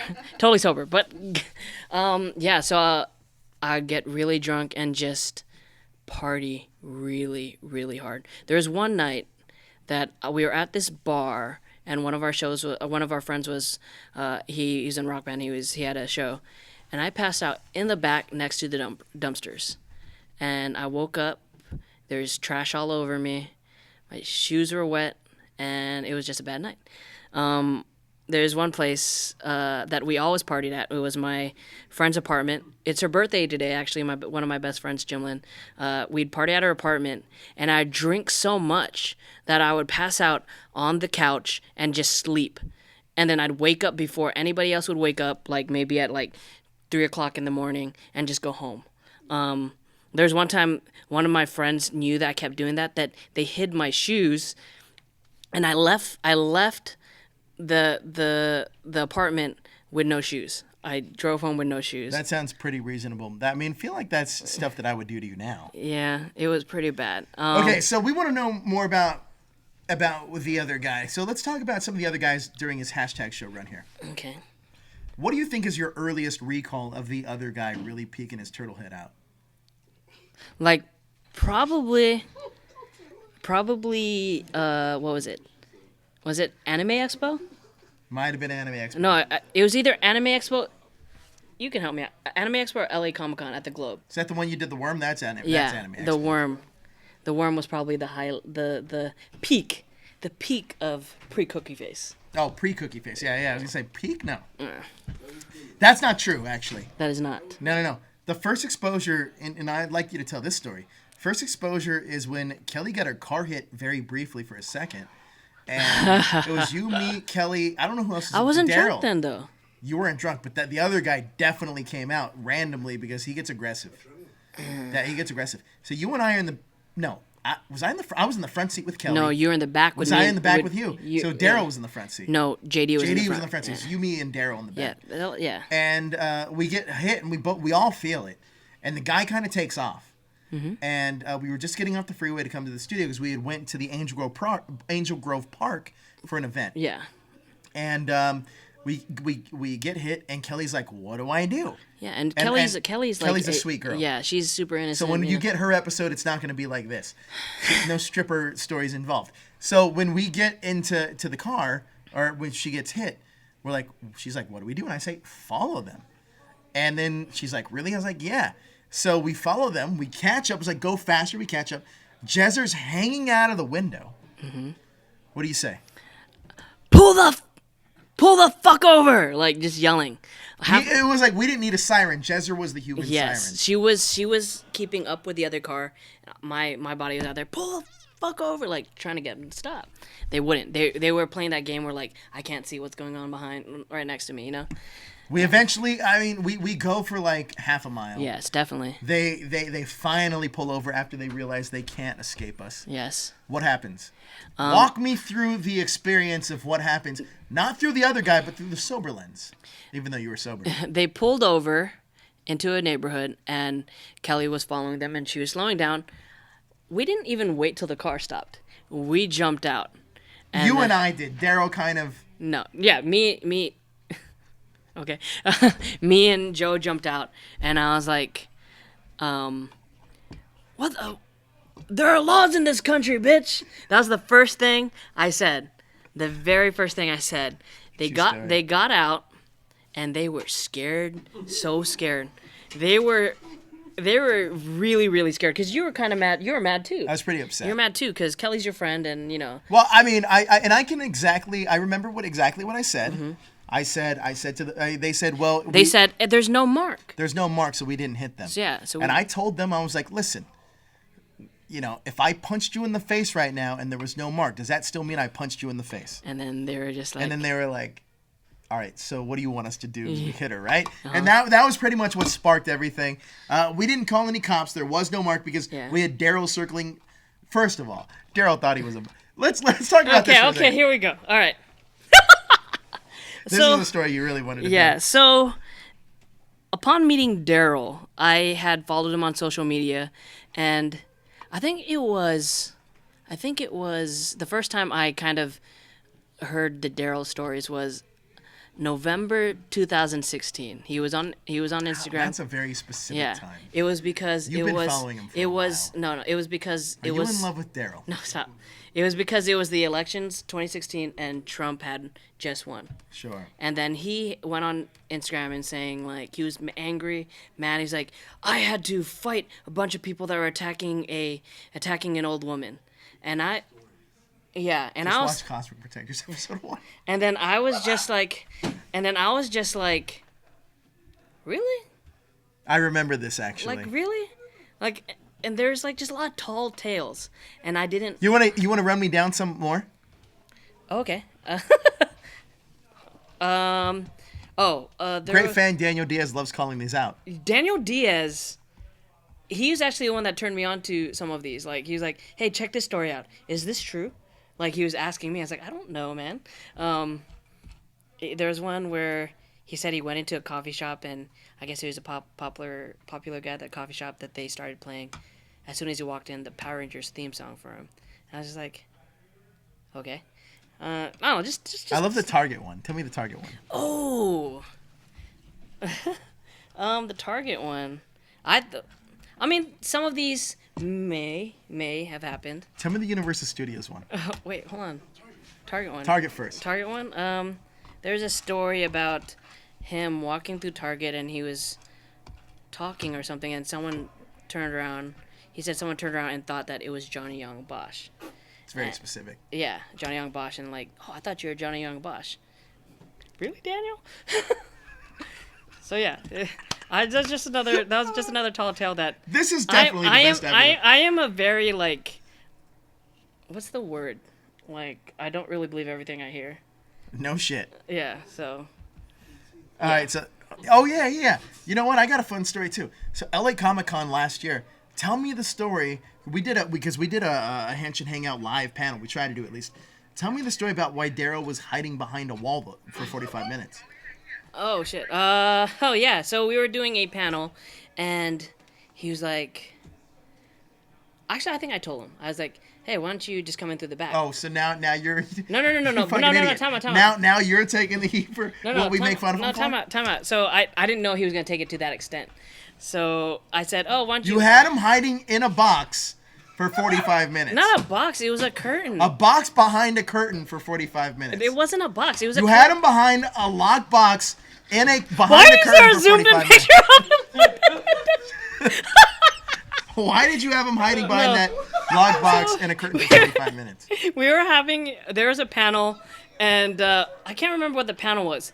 Actually, this day was kind of crazy, not crazy, but no one was answering him on the Slack. I remember that. Yeah. No one was answering him on the Slack. It was LA Comic-Con. Yeah. It was LA Comic-Con, and he had just got back from vacation, and then he kept messaging, "Am I in this panel?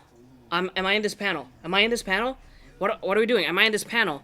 And I crossed paths with him, and he was so angry. Like, I was wondering what was going on. It's because no one was answering him. We did the panel. I said, "Oh, why don't you enter from the current, kind of like a WWE entrance?" He didn't come out immediately. I was like, where is he? We were live streaming. It's like, why isn't he coming out? Hey, first of all, what was the cue to get him to come out? I said, "Hey, there's someone else here." Like, Daryl's there behind the curtain, and you're like, "No, what are you talking about?" I knew that though. Yeah. But what was the cue? What was your cue to be like, "Hey, Daryl, this is your cue to come out from the curtain"? What was it? I don't know. You tell me. I don't actually remember. I don't remember what I said, but he came out. He came out, and he was on his phone, and he was like typing. By the way, there's a live crowd. Yeah, he's on his phone. There's a live crowd. You guys, some of you can remember. There's his live phone. He looks at the crowd. He goes, "Oh, hey, I didn't see you there." And then he sat down at the panel. Speaking of the oh, hey, I didn't see you there. Who had the best oh, hey, I didn't see you there since we've ever done the oh, hey, I haven't seen you there? The best, that would probably be Kelly. I would say Toku. Toku? Toku did a good one, too. Yeah, Toku did a good one. Kelly did also do a good one. Kelly came in on that "Oh, hey, I didn't see you there." And then everyone was doing it. If we call it the Daryl. We literally call that the Daryl. Everyone was doing it. I loved it. That was the best part of, like, leading up to prom. Those were great. So thank you guys for participating in doing the Daryl. So Daryl Delphin has been going to convention to convention. Mm-hmm. Is the potential... Spotlight on me. We'll talk about Daryl. You're getting really nervous here for a second. We're going to skip that. So there is a spotlight on you. Speaking of you, we talked about the Daryl situation. I want to ask you a little bit about, since you've been here a while now, what are some of the things you like, some of the things you don't like? Some of the things I like? It's a really filler question until I really hit you with the hard ones. The opportunities are great. Meeting a lot of people is cool, too. Who's the most famous person you met through doing all this stuff? Oh. I mean, you got Nathan Fillion kind of pissed off at Comic-Con. Who's the? You want to tell that story? I was the whole time. Okay, we'll talk. So we were doing an interview. I wasn't doing. It was Kelly. Kelly was doing an interview with Nathan Fillion on the new show they had called The Rookie and his Uncharted fan film. And at the end of it, this is so hard. Like It was great though. at the end of it, I wanted a picture with Nathan Fillion because Sure. I was a big fan of Serenity and all the stuff that he's been in. Kelly initially asked for the picture, and then I think that I was trying to take the picture, and then he's like, "No, we'll do this as a selfie. We'll do this as a selfie." And he goes, "Give me the phone. Give me the phone. Give me the phone. Give me the phone." And then so I finally gave him the phone. He was gonna do a selfie with Kelly. I don't know why I did this, but I got in the photo. But you kept like photobombing them. Yeah, I got in the photo to get in the photo, and he kept rotating to get me out of the photo, and I kept doing it. And so yeah, that's the. And he was like, "Let me get this idiot out of the photo." He literally said that though. Who was the most famous person that we've met or you've met doing this? Oh, who? I'm trying to think. Who is the most famous person that I met doing this? Oh, Super Chat. Oh, whoever we met, I can't like rank that's a them. good I one. can't rank them. That's a good one. Yeah, I can't rank them really. Like probably from my childhood, JDF. JDF is probably one of the big ones. You have a fun JDF story too. I do have a fun JDF story. Tell it. So I met JDF 2014 at San Diego Comic-Con. The initial reason I made Alpha 5 was knowing that I was going to San Diego Comic-Con and that he would be there. Sure. Super excited. I was really excited to meet him. And I was wearing this costume all day. The line for his signing was hours. It was before San Diego Comic-Con is a pretty crazy Is one. this the nosebleed story? Yeah. Oh, yeah. San Diego Comic-Con is kind of notorious for sometimes dropping the ball as far as organizing some of the signings because his was in a tight spot. It was like some random person's booth. And we were in line, and I had the helmet on the whole day. It was dry. It was a hot summer, and my nose started bleeding. And so Yeah, I remember we were going to like Chinese food and your nose started bleeding randomly. Yeah. So then he was doing one of his kind of the videos he used to do a lot of on his social media where he videotapes how long his line is and he kind of goes, everybody say, it's morphin time. So my nose started bleeding and I stepped out and was going to go to the bathroom. And he had said, like he was about to do his video and I stepped out. I said, hey, where are you going? And then I had said, oh, my nose is bleeding. He's like, well, just stay. We're doing a video. He's like, my nose is bleeding. Like, it won't stop. I don't have anything to stop it. My nose is bleeding. So I was like, he was like, just stay. You're going to mess up my video. And I said, and I just looked at him, and then I just walked away. I just went to the bathroom. Because my nose, come on. Yeah, like, what a weenie excuse. Yeah, probably. So after that, I came back. I got my nose to stop bleeding. Came back, got back in line. Luckily, the people in front of me I made friends with. They said they held my spot in line. Oh, these should have went to the back. Yeah. So then we did the photo I would've shoot. saved your lights. We did the photo shoot. I paid like $40, and I was walking away, and then he goes, "Oh no, wait, come back. I want to take a picture for my social media." And at the time, I was kind of mad. I was like, "Really? After giving me like shit about like my nose bleeding and not sticking it out, then you gonna ask me for a photo for your social media?" That kind of left a bad taste in my mouth at the time. So how did JDF remedy that? How did he remedy that? I felt like it was Comic-Con, or not Comic-Con, New York Comic-Con. It was definitely New York Comic-Con. Talking to him there, this was after his mom had died, I guess, and I think that his personality changed a little bit. I felt like he was more Open, and he was more like human. You know what I mean? I don't know if that makes any sense. And then so I kind of like just hearing him talk, you doing an interview with him, hearing him talk about how much he cares about the community, how much, he doesn't do this for the money. I think all of that kind of swayed my... Layla has a comment, and I'm going to address this, and you can also too. She says, cough, cough, JDF is kind of a douche, cough, cough. You agree or disagree? If it was 2014 and I would agree. But knowing him now, no, I don't. I think a lot of the criticism that he gets is,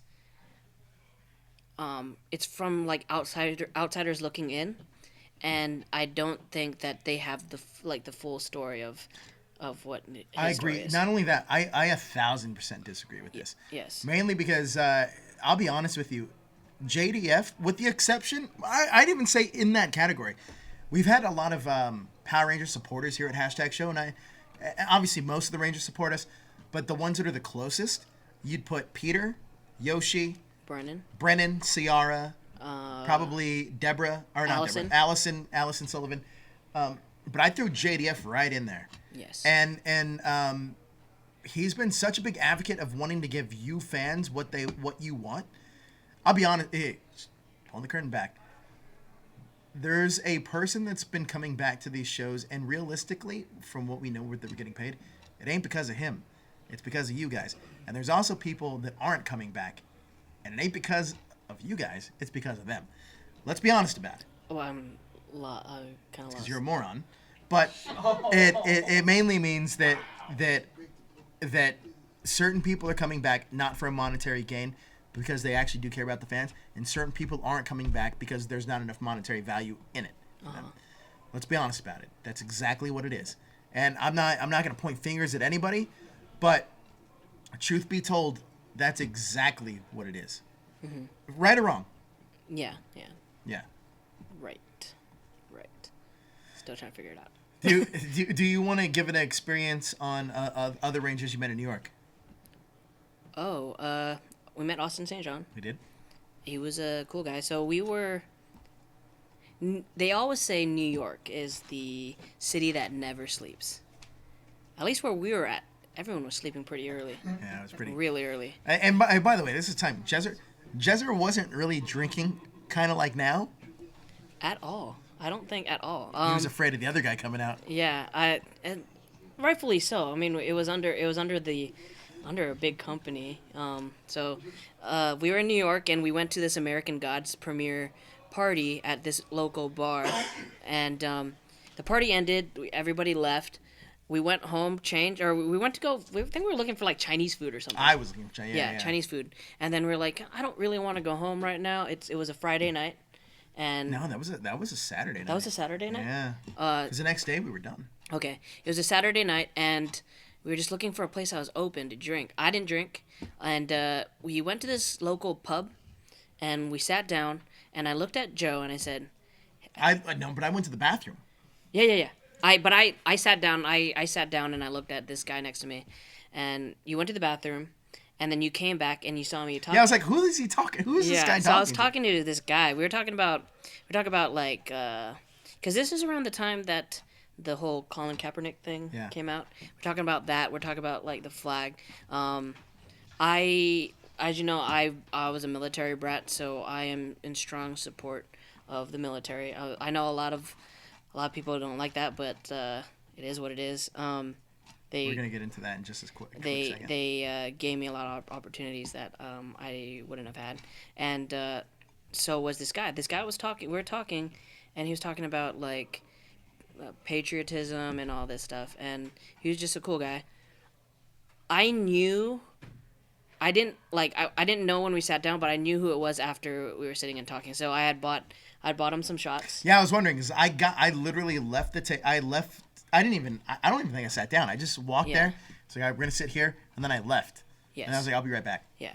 So I got you guys some shots. I wasn't drinking because I wasn't really feeling it. I don't know. You didn't want the other guy to come out. Yeah, and so we're drinking some shots of like what it was a Fireball. Fireball. Yeah, and ASJ's drink of choice Fireball. Yeah. So it was ASJ, and so we were talking. I love how he knew who it was right.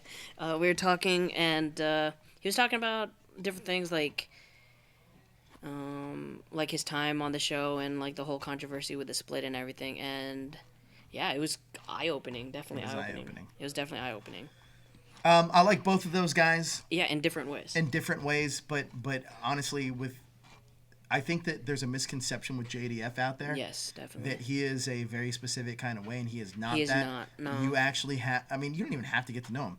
The image that he presents about being about being a part of the fandom, about being a part of a community, that's a real thing. That dude actually genuinely cares to the point where his word, when he says he's gonna do something, he's gonna do it. Not only that, but to the point where even when the anniversary episode was going on, which a lot of you guys liked, but even some of you guys that didn't, there's things that he didn't like about it. And he was like, hey, put this picture out there. I want fans to know about this. Yeah. Like, there were certain things that he was pushing for. So before we all jump on the Bash JDF bandwagon, let's realize what he is trying to do for the fans. He's actually literally trying to give you guys the best Power Ranger experience as you can have as an adult. Awesome. Now, before we get into anything else, I want to hit you some tough questions. You ready? All right. Are you ready? I don't know. So, you obviously talked about going to New York, working for a bigger company. Are you in love? In love? Yeah. I'm not at the moment. Not at the moment. All right. Let's talk about relationships in the workplace. I like that topic. Michael Scott had to deal with it, and you're kind of like our Michael Scott. So let's talk about that for a second. What do you feel about relationships in the workplace? It's a dangerous thing, I think. Yeah? Definitely a dangerous thing. Yeah. I think that, like, you never... It's definitely, yeah, it's not... I mean, especially seeing, you've seen firsthand. So, it's there's a lot of... It's dangerous. It's dangerous. Yes. Would you ever partake in something like that since it is so dangerous, though? You seem like a guy who lives life on the edge, though. Lives life on the edge? Yeah. Like at work, I've dated... Talk to me about the rumor and innuendo. Oh. There's a hashtag going around in here at Hashtag Show. What do you think I'm going to say? Hashtag spicy cookie. What is that all about? That could have stemmed from my prom video, I guess. Your prom video. Yeah, I think that could have stemmed from that. But if we're pulling the curtain back and being a real show, what do you think it really stemmed from? Usually with this guy. Usually with shows, like there's this thing called shipping. Yeah. And You've gotten that. Yeah, there's shipping. So like if you're watching, I asked Justin last week and he dodged the question. Yeah, I probably need to learn how to do that. There's this thing called shipping, and if you guys only see a small part of our daily lives, right? On streams and stuff, and maybe things that you notice or you pick up on, you think it is what it is, and sometimes it's not. I think that's what that is. There's a guy in the chat named that hashtag Joe. He wants to know, how did you get the name Cookie Face? What did you say? I want to ask you. So there was a show we were doing. It was an After Dark, right? It was an After Dark we were doing, and we went out to eat, and I had partook. There you go. I partook in a little recreational food that was a cookie. And I had ate a cookie, and it wasn't just a regular cookie. It was a cookie that had THC in it. Yeah, it did. And it put me in this mood of kind of like I was aloof and kind of like all over the place. And I got called out by Migdalia, and she had said once, Cookie Face, and I guess it just kind of like stemmed from there. Yeah. So Cookie Face stuck ever since then. It has stuck ever since. Well, if you want to get your Cookie Face shirt, you can't get it at our TeePublic store. However, you can get these great shirts available right here. Why do you laugh? Because it feels like those like shop at home network stuff. You can get them right here at TeePublic. We have great shirts for you. There is the Power Rangers and Space shirt. There you go. You have the Pokemon Go Power. Look at that. One of your favorites right there is the Fast and Furious shirt. Yep. Yeah, there's a ton for you guys. Yes. Get those. You can get those in the link in the description below. Now back to what we were talking about. Now this whole cookie. Right, relax on the Altoids, man. I've been complaining about your breath this whole episode. Now we were talking about workplace romances, right, Scott? Michael Scott? Not Michael Scott, but okay. You are. You wouldn't say you're Michael Scott. You're exactly like Michael Scott. Mikey Perez says he stole Migdalia back from you. You want to comment to that? Okay, cool. That's not what he was thinking. So you obviously we talked about the shipping thing. Now, when you were talking about this shipping thing in particular, who do you think people ship you with? Migdalia? Who would you ship yourself with? Who would I ship myself with? No, who would you ship yourself with? I don't know. No, you know. No, I mean... You're being pretty candid about everything else, but you don't want to be candid now? There's nothing... I'm being candid. Yeah, I don't... In an ideal world, who would you ship yourself with? I want to say that I do not... I am not... Yeah, I don't... There's nothing going on. There's not an answer. That's not an answer. That's a cool story, bro. What's the real answer? What's the real answer? It's not like we're doing a live show or anything. What's the answer? That's the answer. I mean, I probably wouldn't ship myself with anybody. What? You literally told a story about being lonely because you got rejected, and this is how it saved you. Now you're saying you don't have an answer? Wait, how is that? How does that coincide? Because living happily ever after in #show. Who is your waifu? Is that what it's called? Who right? they want to be my wife? Who would you want? Well, obviously they want. Who would you want though? I don't have a. Well, who would you want? I don't have a waifu. If you had to choose somebody. How did you dodge this question, Justin? That was at the end of the episode. Oh, damn. Is this the end of the episode? We're getting there. Okay, cool. Yeah. Who would you want? Would I want what? If I have to ask this fucking question again, listen. so Hey, angry. I noticed something. You What? have very tiny ears. Is that because you can't hear me, or is that because? What is a normal thing sometimes that I do? I'll go like, huh? Or like, Yeah, you do okay. that. So let me ask you again. Who would be? You have tiny ears. Who would be your #show waifu? Migdalia. Yeah, your decision. We just All get right, along. so let's play another game. Yeah. If we had to act this out, let's role play this. Let's say this is Angel Grove Prom. Okay. How would you have wanted that to go? I'm not gonna ask. We were working. All right, so we're gonna move on. We're gonna move on. So I do want to ask you a couple things, a couple more things. Nagami. That's a great one. It's a great one. So and fair enough. Your waifu would be, and Justin did avoid that question. So your waifu would be Migdalia. Yeah, my Is aunt. there a reason why? We get along pretty well. We're friends. Why is that though? We're very similar. That's not a good thing. But Yeah. why do you? Yeah. I think we just get along pretty well. We're friends.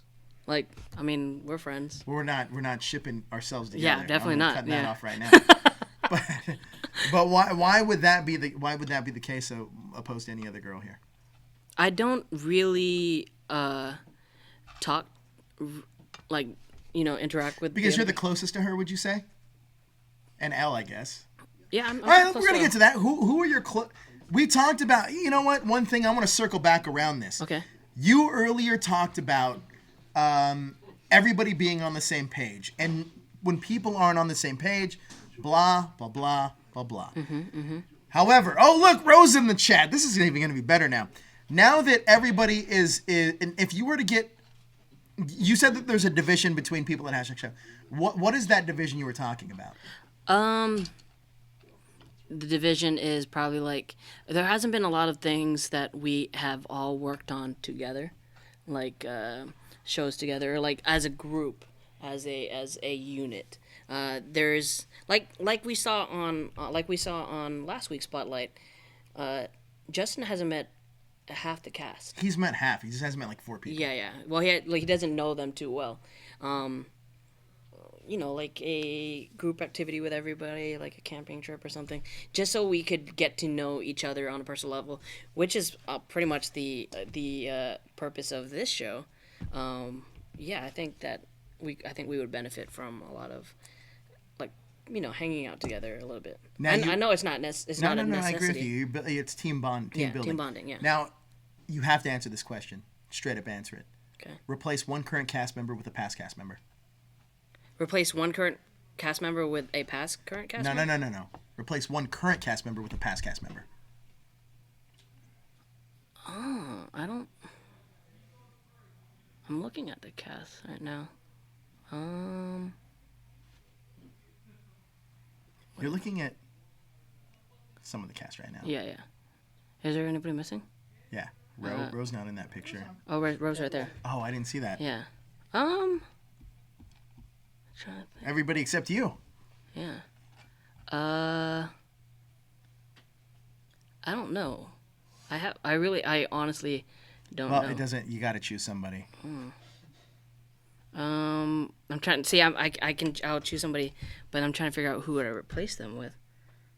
Who are some of the past cast members? Well, we got Rose says replace Galactica with Dave Baker. Okay. No.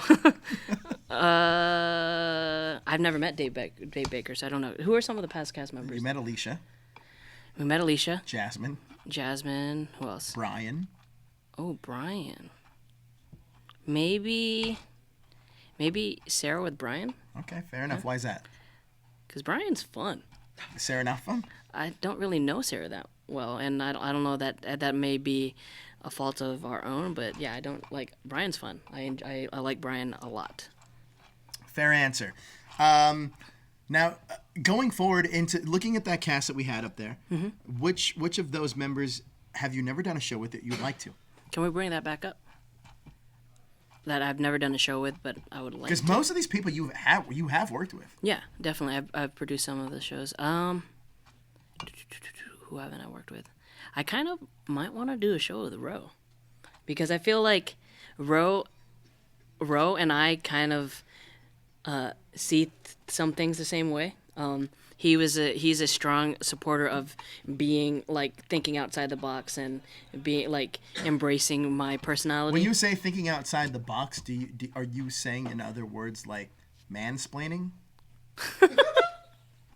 No, I'm not saying that. I'm just saying thinking outside the box and not doing things the conventional way. And okay. I think that Ro has done that with the show, and I think that if permitted, I would like to be more of myself on the show. Now it seems like you've worked with most of everybody on that board. Yes. Who is the person you'd least like to work with? God, really? Yeah. Probably Sarah. Wow, that's too. All right, so first of all, you'd want to replace her, and now what you're saying is that you don't want to do. Why is that?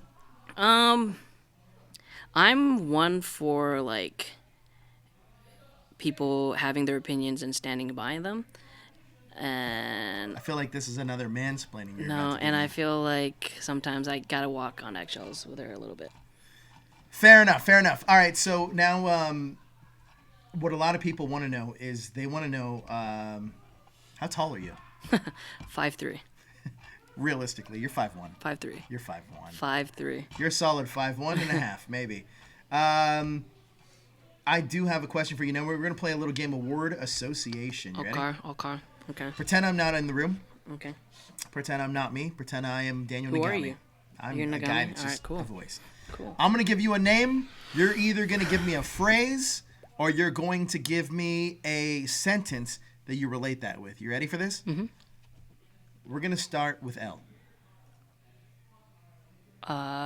Quirky. Justin. Pretend he's not in the room either. Yeah, he's not.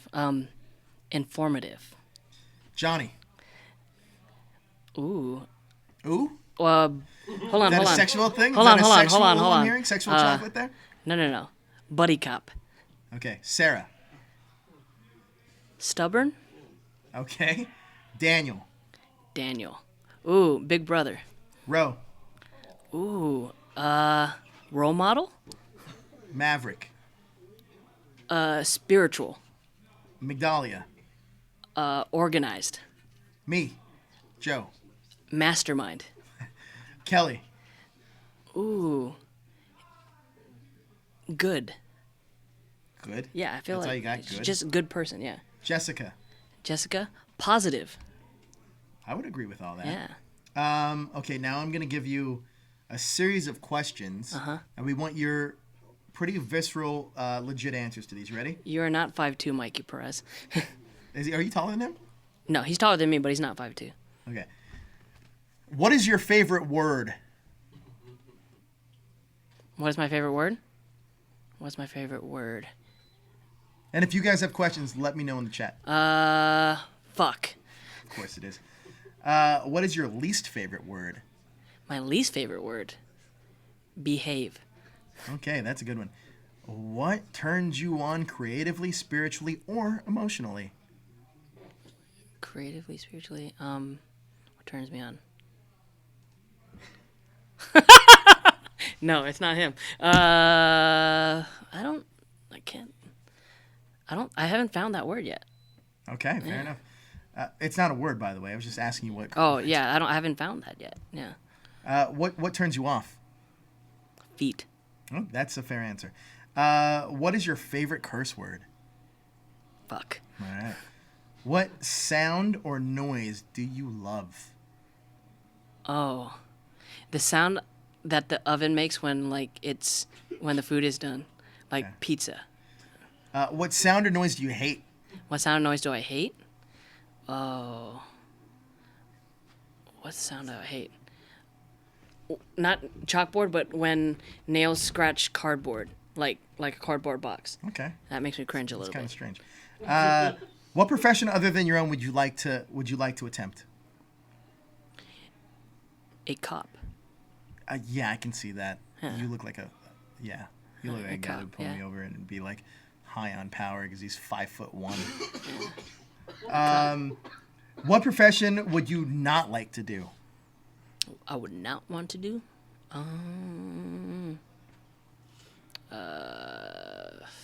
What profession would not want to do? A sales clerk, I guess. Have you ever done that before? Yeah. For what? For a grocery store. Oh, okay. If heaven exists, what would you like to hear God say when you enter the pearly gates? The fun has arrived.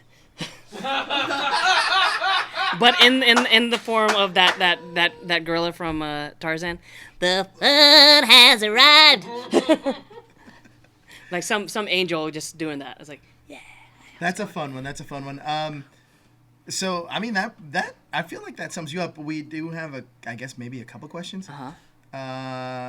Did you have to hand Mikey his prom queen crown at PMC prom when you lost? Who's Toku Kid says that. Yeah, because you told me to. I also told you to take a picture with you losing. Did with you? Yeah, I told you to take a picture with Migdalia, like him and Migdalia, and you. Oh like, yeah, being yeah, upset. yeah. I can totally see you as a cop. Mm-hmm. I'm trying to think of other questions I had for you because I know there's a ton. Why are you so nervous? No, I'm not nervous. I was like, you had a mission, and you had your eyes set on trying to break me down. You got nothing? I have a ton. Do you really want me to do that? You have a ton? Yeah, to break you down and to really get deep into what people really don't know. We hit the 2-hour mark. That's true. I mean, there is a lot more to you. You open that can of worms, man. This is what you do to yourself. I did. You did. So I gotta ask you just straight out then. So if there was a hashtag show cast member that you were attracted to, who would that be? Oh. Who would I? Well, we already did our. Was it hashtag angels thing? I gave that list already, right? Yeah, but who's your number one? Oh, my number one.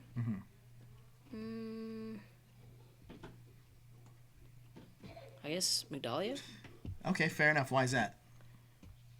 because she's cool. I don't know. She's fun. She's fun. Yeah. Have you ever told her that? I think so.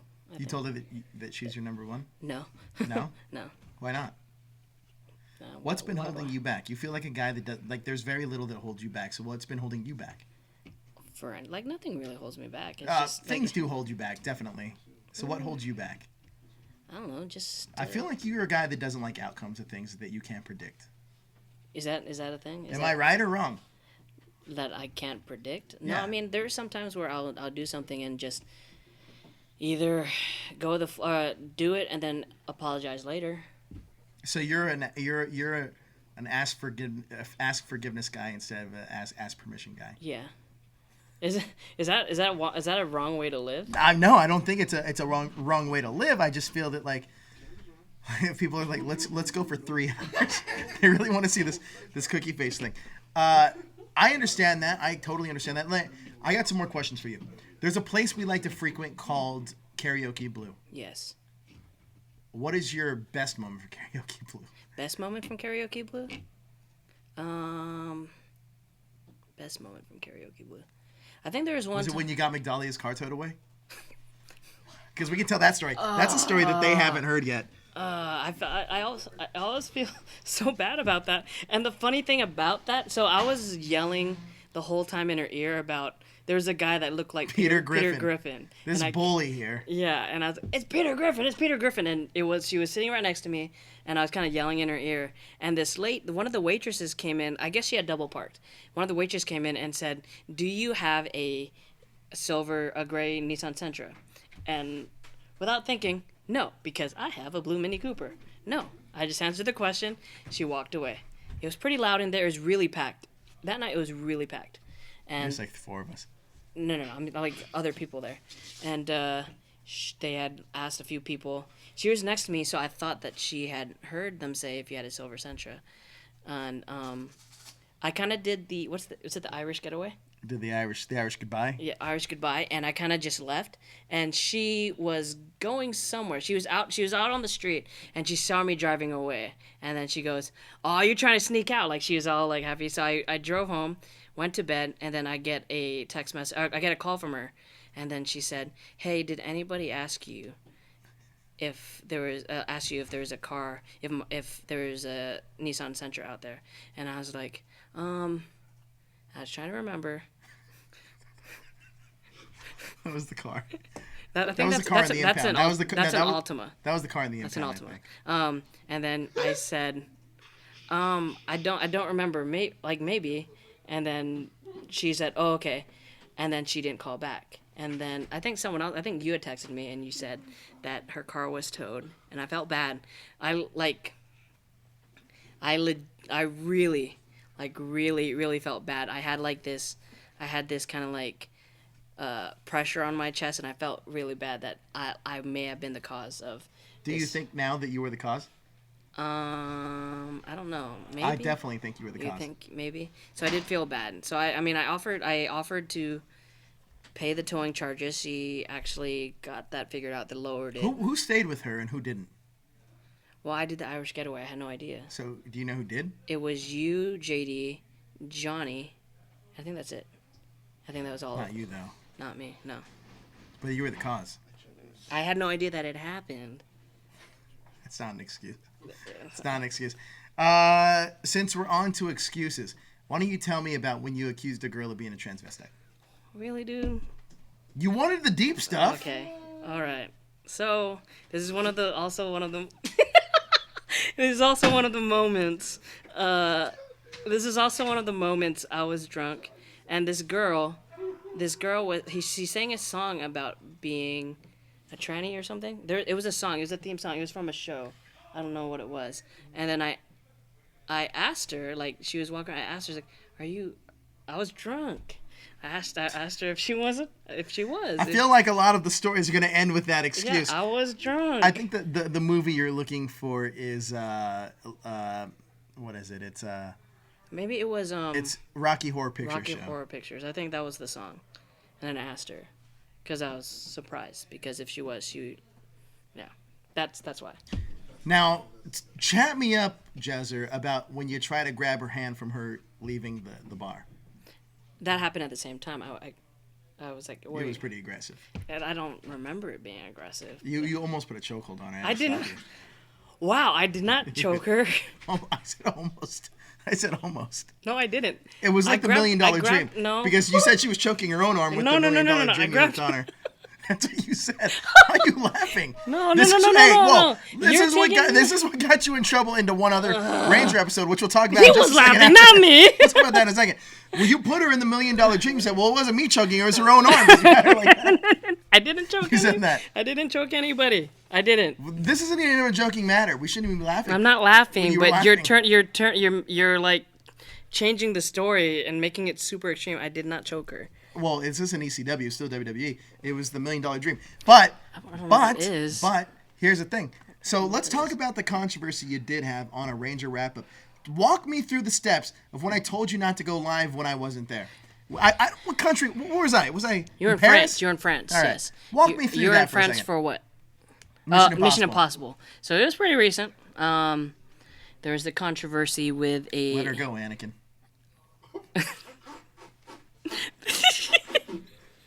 There's a controversy with a PMC staff member, the Grandmaster Ranger, where he had put his hands on his girlfriend's neck, and there's a lot of like people that are commenting saying that, oh, I don't feel safe, and I had said that was an isolated incident with his significant other. Turned out you were right. And I mean, it didn't happen in Morphicon. It did not happen at Morphicon, and I said that he wasn't going to go around choking people, and I just said that, and then it wasn't a reaction to it, or he wasn't laughing directly at it, but Daniel had just kind of laughed like because let's I hate saying the word pull the curtain back, but Daniel, the way that he kind of reacts to things is that he doesn't necessarily pause. For him, us pausing is him laughing. Yeah. And I think that was misinterpreted. And I agree with you. Especially the people that saw it are people that don't watch the shows regularly, so they don't necessarily know how we are. So they were offended by it, and yeah, I think it just kind of blew up, and that we were being insensitive, and we had to kind of like backtrack. Now talk to me, chat me up about what you really thought about that whole scenario, because you called me the next day, and I think you caught me, I don't know what you caught me, but you called me the next morning and you said, hey, I just want to let you know. I think we're going to have a serious problem. We probably have a problem. And you're just what was my response? I told you the situation, and at first, he didn't really think much of it. He's like, oh, it's going to blow over. And then he saw that there's a few... Whatever, I'm not Tony Two-Time. I didn't say blow over. I just said blow over once. Yeah. And then he saw that it was making its trip around the community, and he's like, oh, crap. I'm gonna have to clean up your mess. But I was he's not telling you that I was pretty upset simply because you didn't listen to me. Because Daniel had said a quote on that show. You know what that quote was? I'll never forget it. This Daniel? Yeah. He said a quote on that show? Yeah. Well, Joe's not here. Oh, yeah. What was it? Joe's not here. Yeah. Joe's not here. This show is about to be lit. And he said, I'm probably going to eat those words later. Right? I'll never forget. The crazy thing is he called it. So then, like, Joe kind of read the comments on Twitter and everything, and then he watched the show. And then, I watched that part. And even watching it, I didn't necessarily even blame you guys. I was like, I don't understand what the big deal is. And then I understood where people were coming from, but I did react in the way I did, and I said, hey, I'm going to handle this situation. Just follow suit. And both of you guys were on the show that night, actually, I think, right? Yeah, for retro. Oh, Elle was on it too. Yeah, for Retro Ranger wrap up. She was So we told her the story too. Can we tell her standpoint? Her standpoint. She didn't think it was an issue either, or she didn't think it was a big deal. And like she, from a female's point of view, she was just like, that's like really that's really what happened, and she was kind of thrown off by it. So it's just doing this. You kind of have to. Well, realistically though, because that was a story. I didn't make you tell you that to embarrass you or Daniel or anybody else. But the reason I asked you to tell that story is because what did you learn from it? Speak less and smile more. Well, I mean, really? That's what you learned? Oh well, don't do shows when. That's what you learned? Yeah. What else? Be less controversial. I've always wanted you guys to be you, but I felt like, and I knew this, giving you a live microphone without a governor, it's almost like giving a person without a driver's license a car that can go 1 billion miles an hour. And I knew that without the right driver, it could easily crash. And guess what? It crashed. It crashed. To be fair, though, there is another person in this studio that could have prevented this. Who? That would be Justin. Justin could have prevented this if he just made the trip down and saved our souls. But I felt like you guys knew what you were getting yourselves into. I think that, and I think this is another thing, kind of with you is that you've always kind of like touted yourself on being controversial. I don't tout myself on being controversial. It just comes naturally. You don't? I feel like it just kind of you do. happens. I don't believe that. I don't believe that. But I feel like now, more recently, you've taken more of a back seat to that, to that controversy side of you, because there's a lot of things. I mean, you're a Trump supporter, so I think there's a lot of things. No, I'm not. Well, I am not. voting record says. No, I'm not. The voting record is public. It's public record. You can check. Who'd you vote for? I did not vote this year. So they always say Last year. don't talk about religion or politics, but I have to ask you. Yes. If you were to hang your hat on one side, you more Democratic or more Republican? Libertarian. What are you in terms of right or left? I'm a registered Republican. Yes. All right, that's public record. That's what I was just trying to say. But moving forward into this conversation and more into this direction is one thing that a lot of people also don't know and do know is how did this whole feud with Carlos Martinez start? Oh. Something we didn't bring up. Oh, the whole feud actually kind of stemmed from being in the chat room with him for the Flashpoint show. Really? Yeah. During the show, he would he's been doing this for a long time, and I am not. Are you the reason why he's not in any of the chats anymore, though? Yeah, I think that he's.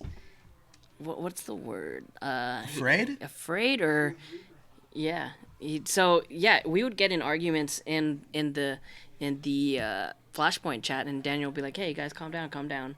And then when I was producing shows, if there was a little hiccup or anything, he'd be like, "Hey, pay attention over there." He would be backseat producing. Who does that now? Backseat producing? I feel like Blackwing does that a little bit. Sometimes, but he would. Daniel Nagami shook his head like kinda. Yeah, but Carlos Martinez would go to the extent of messaging us on Facebook and telling us what to do. First off, you're in Chicago, watching the show on your Metro PCS phone. Don't tell me what to do and how to produce a show if you've never done it before. So that's how that started. I didn't like that. One of your least favorite kind of THS hashtaggers? Definitely my least favorite THS hashtag. Let's talk about some of your favorites now. My boy Toku over there. I love Toku. Toku's great. I gave that kid a ride home once. You did? Yeah, I loved hanging out with him. I like Toku a lot. Even though Toku did burn me out last night on a stream. What do you say? So me and McDolly were playing a McDolly, PS4 game called Dead by Daylight, and it was a kind Do you have an engagement ring? Do you think? No. What the hell? I'm just asking. It was what kind of babies I don't. We were playing Dead by Daylight, and it was kind of like a hide and seek game where she was the killer and I was trying to survive. And I hid in a closet, a shed or something. Oh yeah. And then Toku was just like, "Hey McDolly, you should check the shed upstairs in that room." And then she got me and she killed me. And so that's the only time. But I mean. Who are some of your other favorites?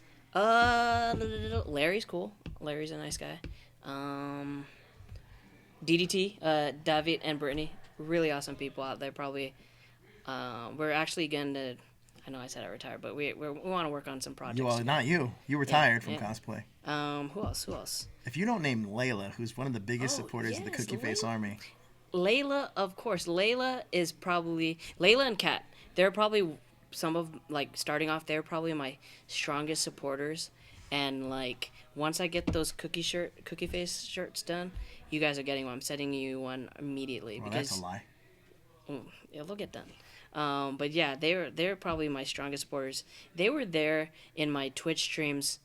Kat she was probably before Toku came around, she was probably the only one that showed up. Besides you and Migdalia, who's a great ship on Hashtag Show? Who is a great ship on Hashtag Show? They haven't been on a show together. Oh yeah, I can't wait to hear this. They haven't been on a show together, but I think that they would match well together is Elle and Corey.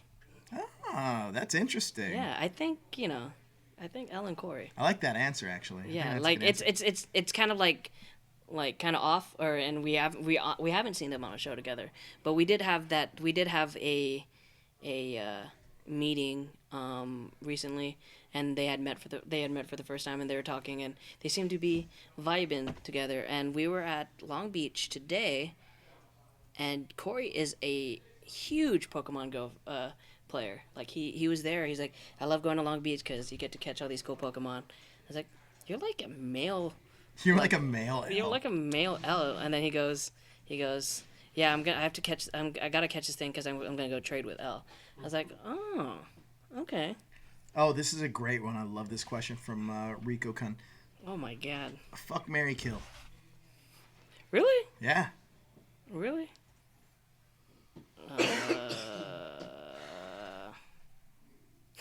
I already know who your kill's gonna be.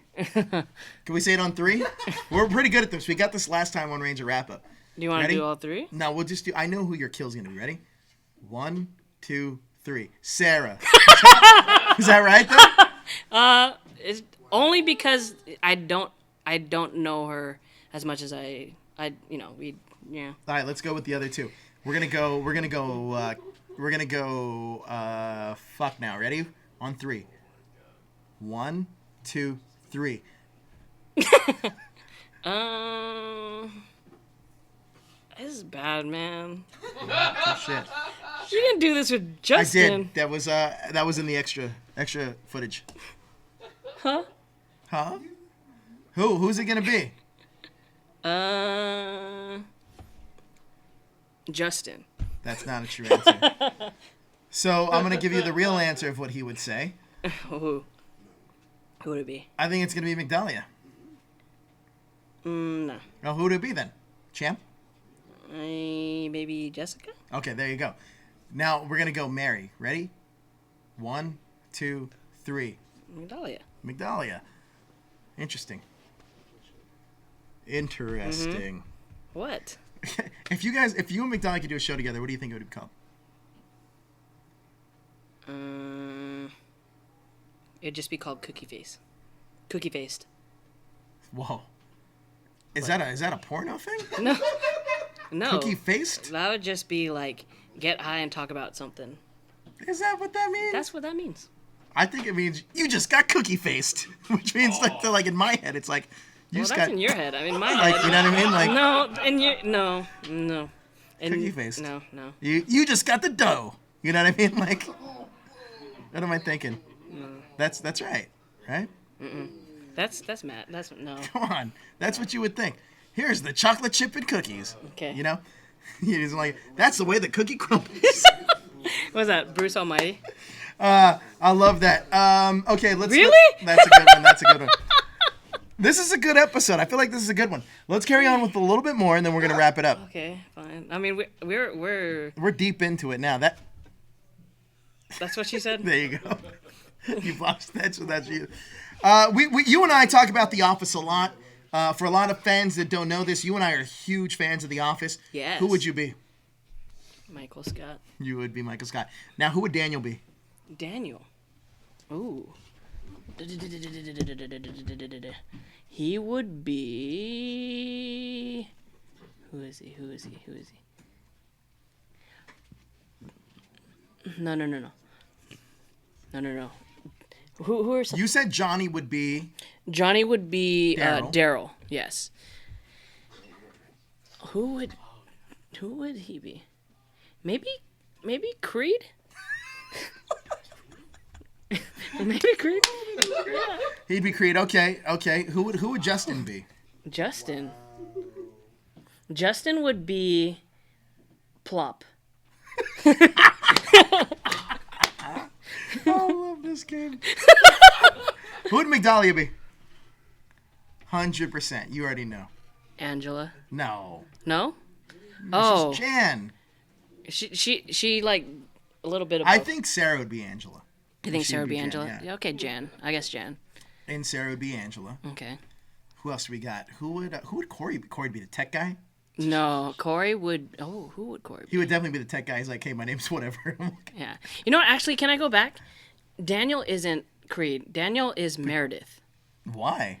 They're both fun, you know, and they're just kind of like, you know, Daniel would be Meredith. I think Daniel would be that one dude that worked in the office, like Patrice O'Neill. I don't know. Actually, Daniel might be Will Ferrell's character. That's actually solid. That's actually good. Thinking good about one. it. People who don't know producer JD, who would he be? Oh, JD. Kevin? No. Stanley? JD would be one of those warehouse workers. Okay. Daniel Nagami? Ooh, Dwight. Josh? Oh, Josh. Toby? No, I see him more as Oscar. I don't understand how you get Oscar out of that. Because he's always trying to correct people. Okay, fair enough. Roe? Creed. Todd Packard. Oh, yeah, 100%. Todd Packard. That's a great one, 100%. Who else we got? Maverick. Oh, Kat says, I do think Jezzer would be Dwight. I don't think you'd be Dwight at all. Ooh, Maverick. She would be... Who would Maverick be? She would be... Who is that? Stripper? No. Oh. Maybe... She would be... What's the person that works across from... Karen? No, person that works across from Stanley. Phyllis? Phyllis. Yeah, all right. She's Phyllis. Jessica would be... Maybe Aaron. Oh, all right. Maybe. And that L would be Aaron. Yeah, both of them would be kind of be Aaron. Who would I be? You would be Robert California. Robert California. You don't know my name. I'm the Lizard King. That's a great one. All right, MJ Spud does have a question for you. He says, if you were a soup, what flavor would you be? Oh. What flavor would I be? I would be cream of chicken. Yeah, you would. Yeah, you would. Cream of the cock. I like it. So, chicken, right? The same thing. Same thing. I think that we've gotten some of your best moments extracted from you. Anything you think I'm missing? I don't think so. You give kind a long look there. of crucified me a little bit. Yeah. What do you mean crucified you? I think that was some great stuff. There's gonna be some negative effects from this show that are gonna happen. No. I know it. I definitely know it. No, It's you gonna didn't happen. It's commit yourself definitely too gonna much. happen. But guys, I want to thank you guys for watching. Oh yeah, what is your best and worst hashtag moment? Best hashtag moment would be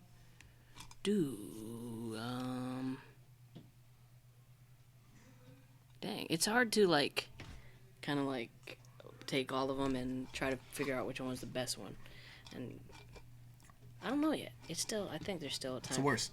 The worst one? Is it an Anime Expo when I pulled you, Daniel? When you guys pulled you guys outside? No, the worst one was probably throwing up in DJ's car. Oh, let's tell that story. Daniel's like, I want to go home.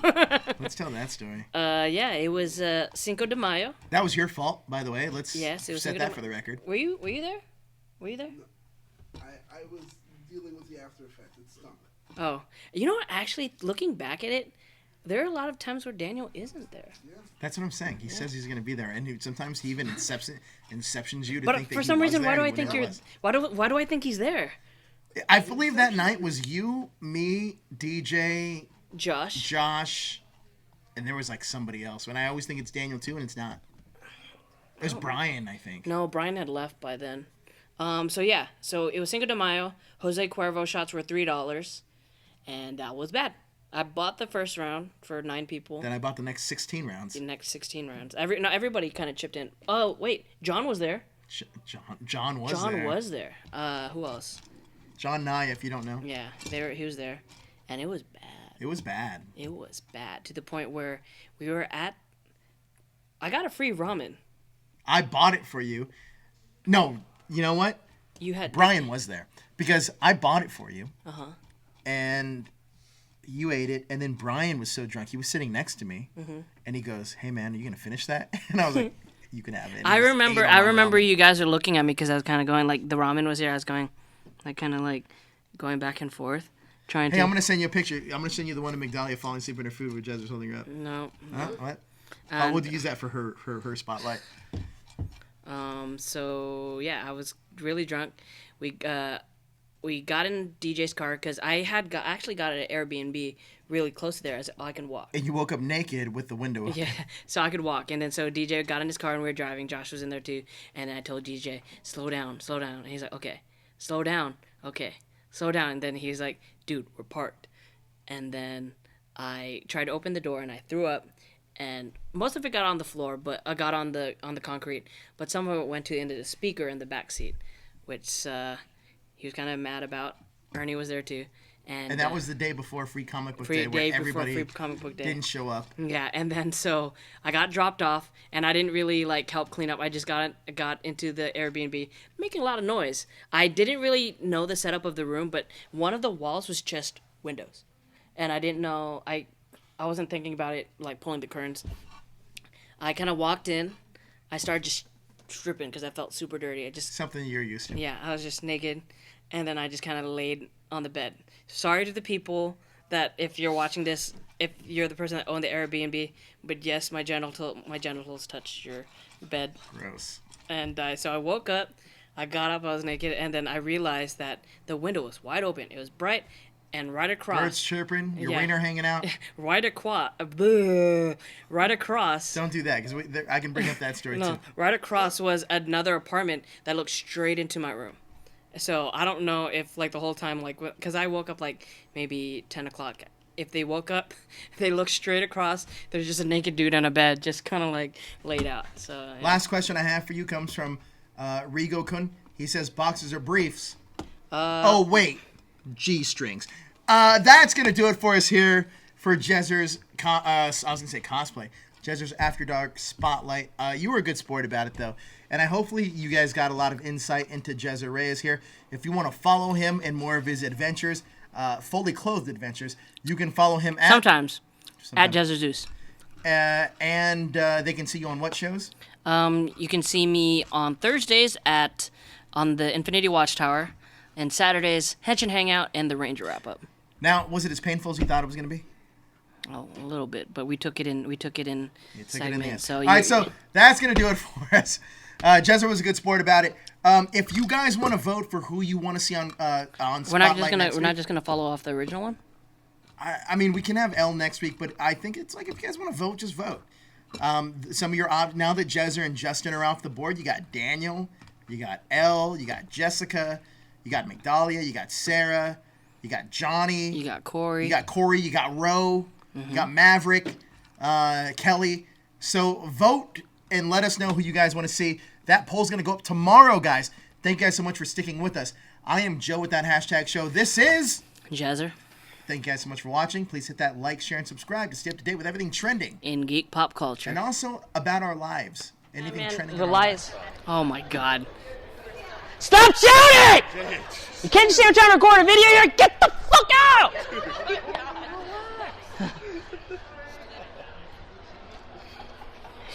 God damn.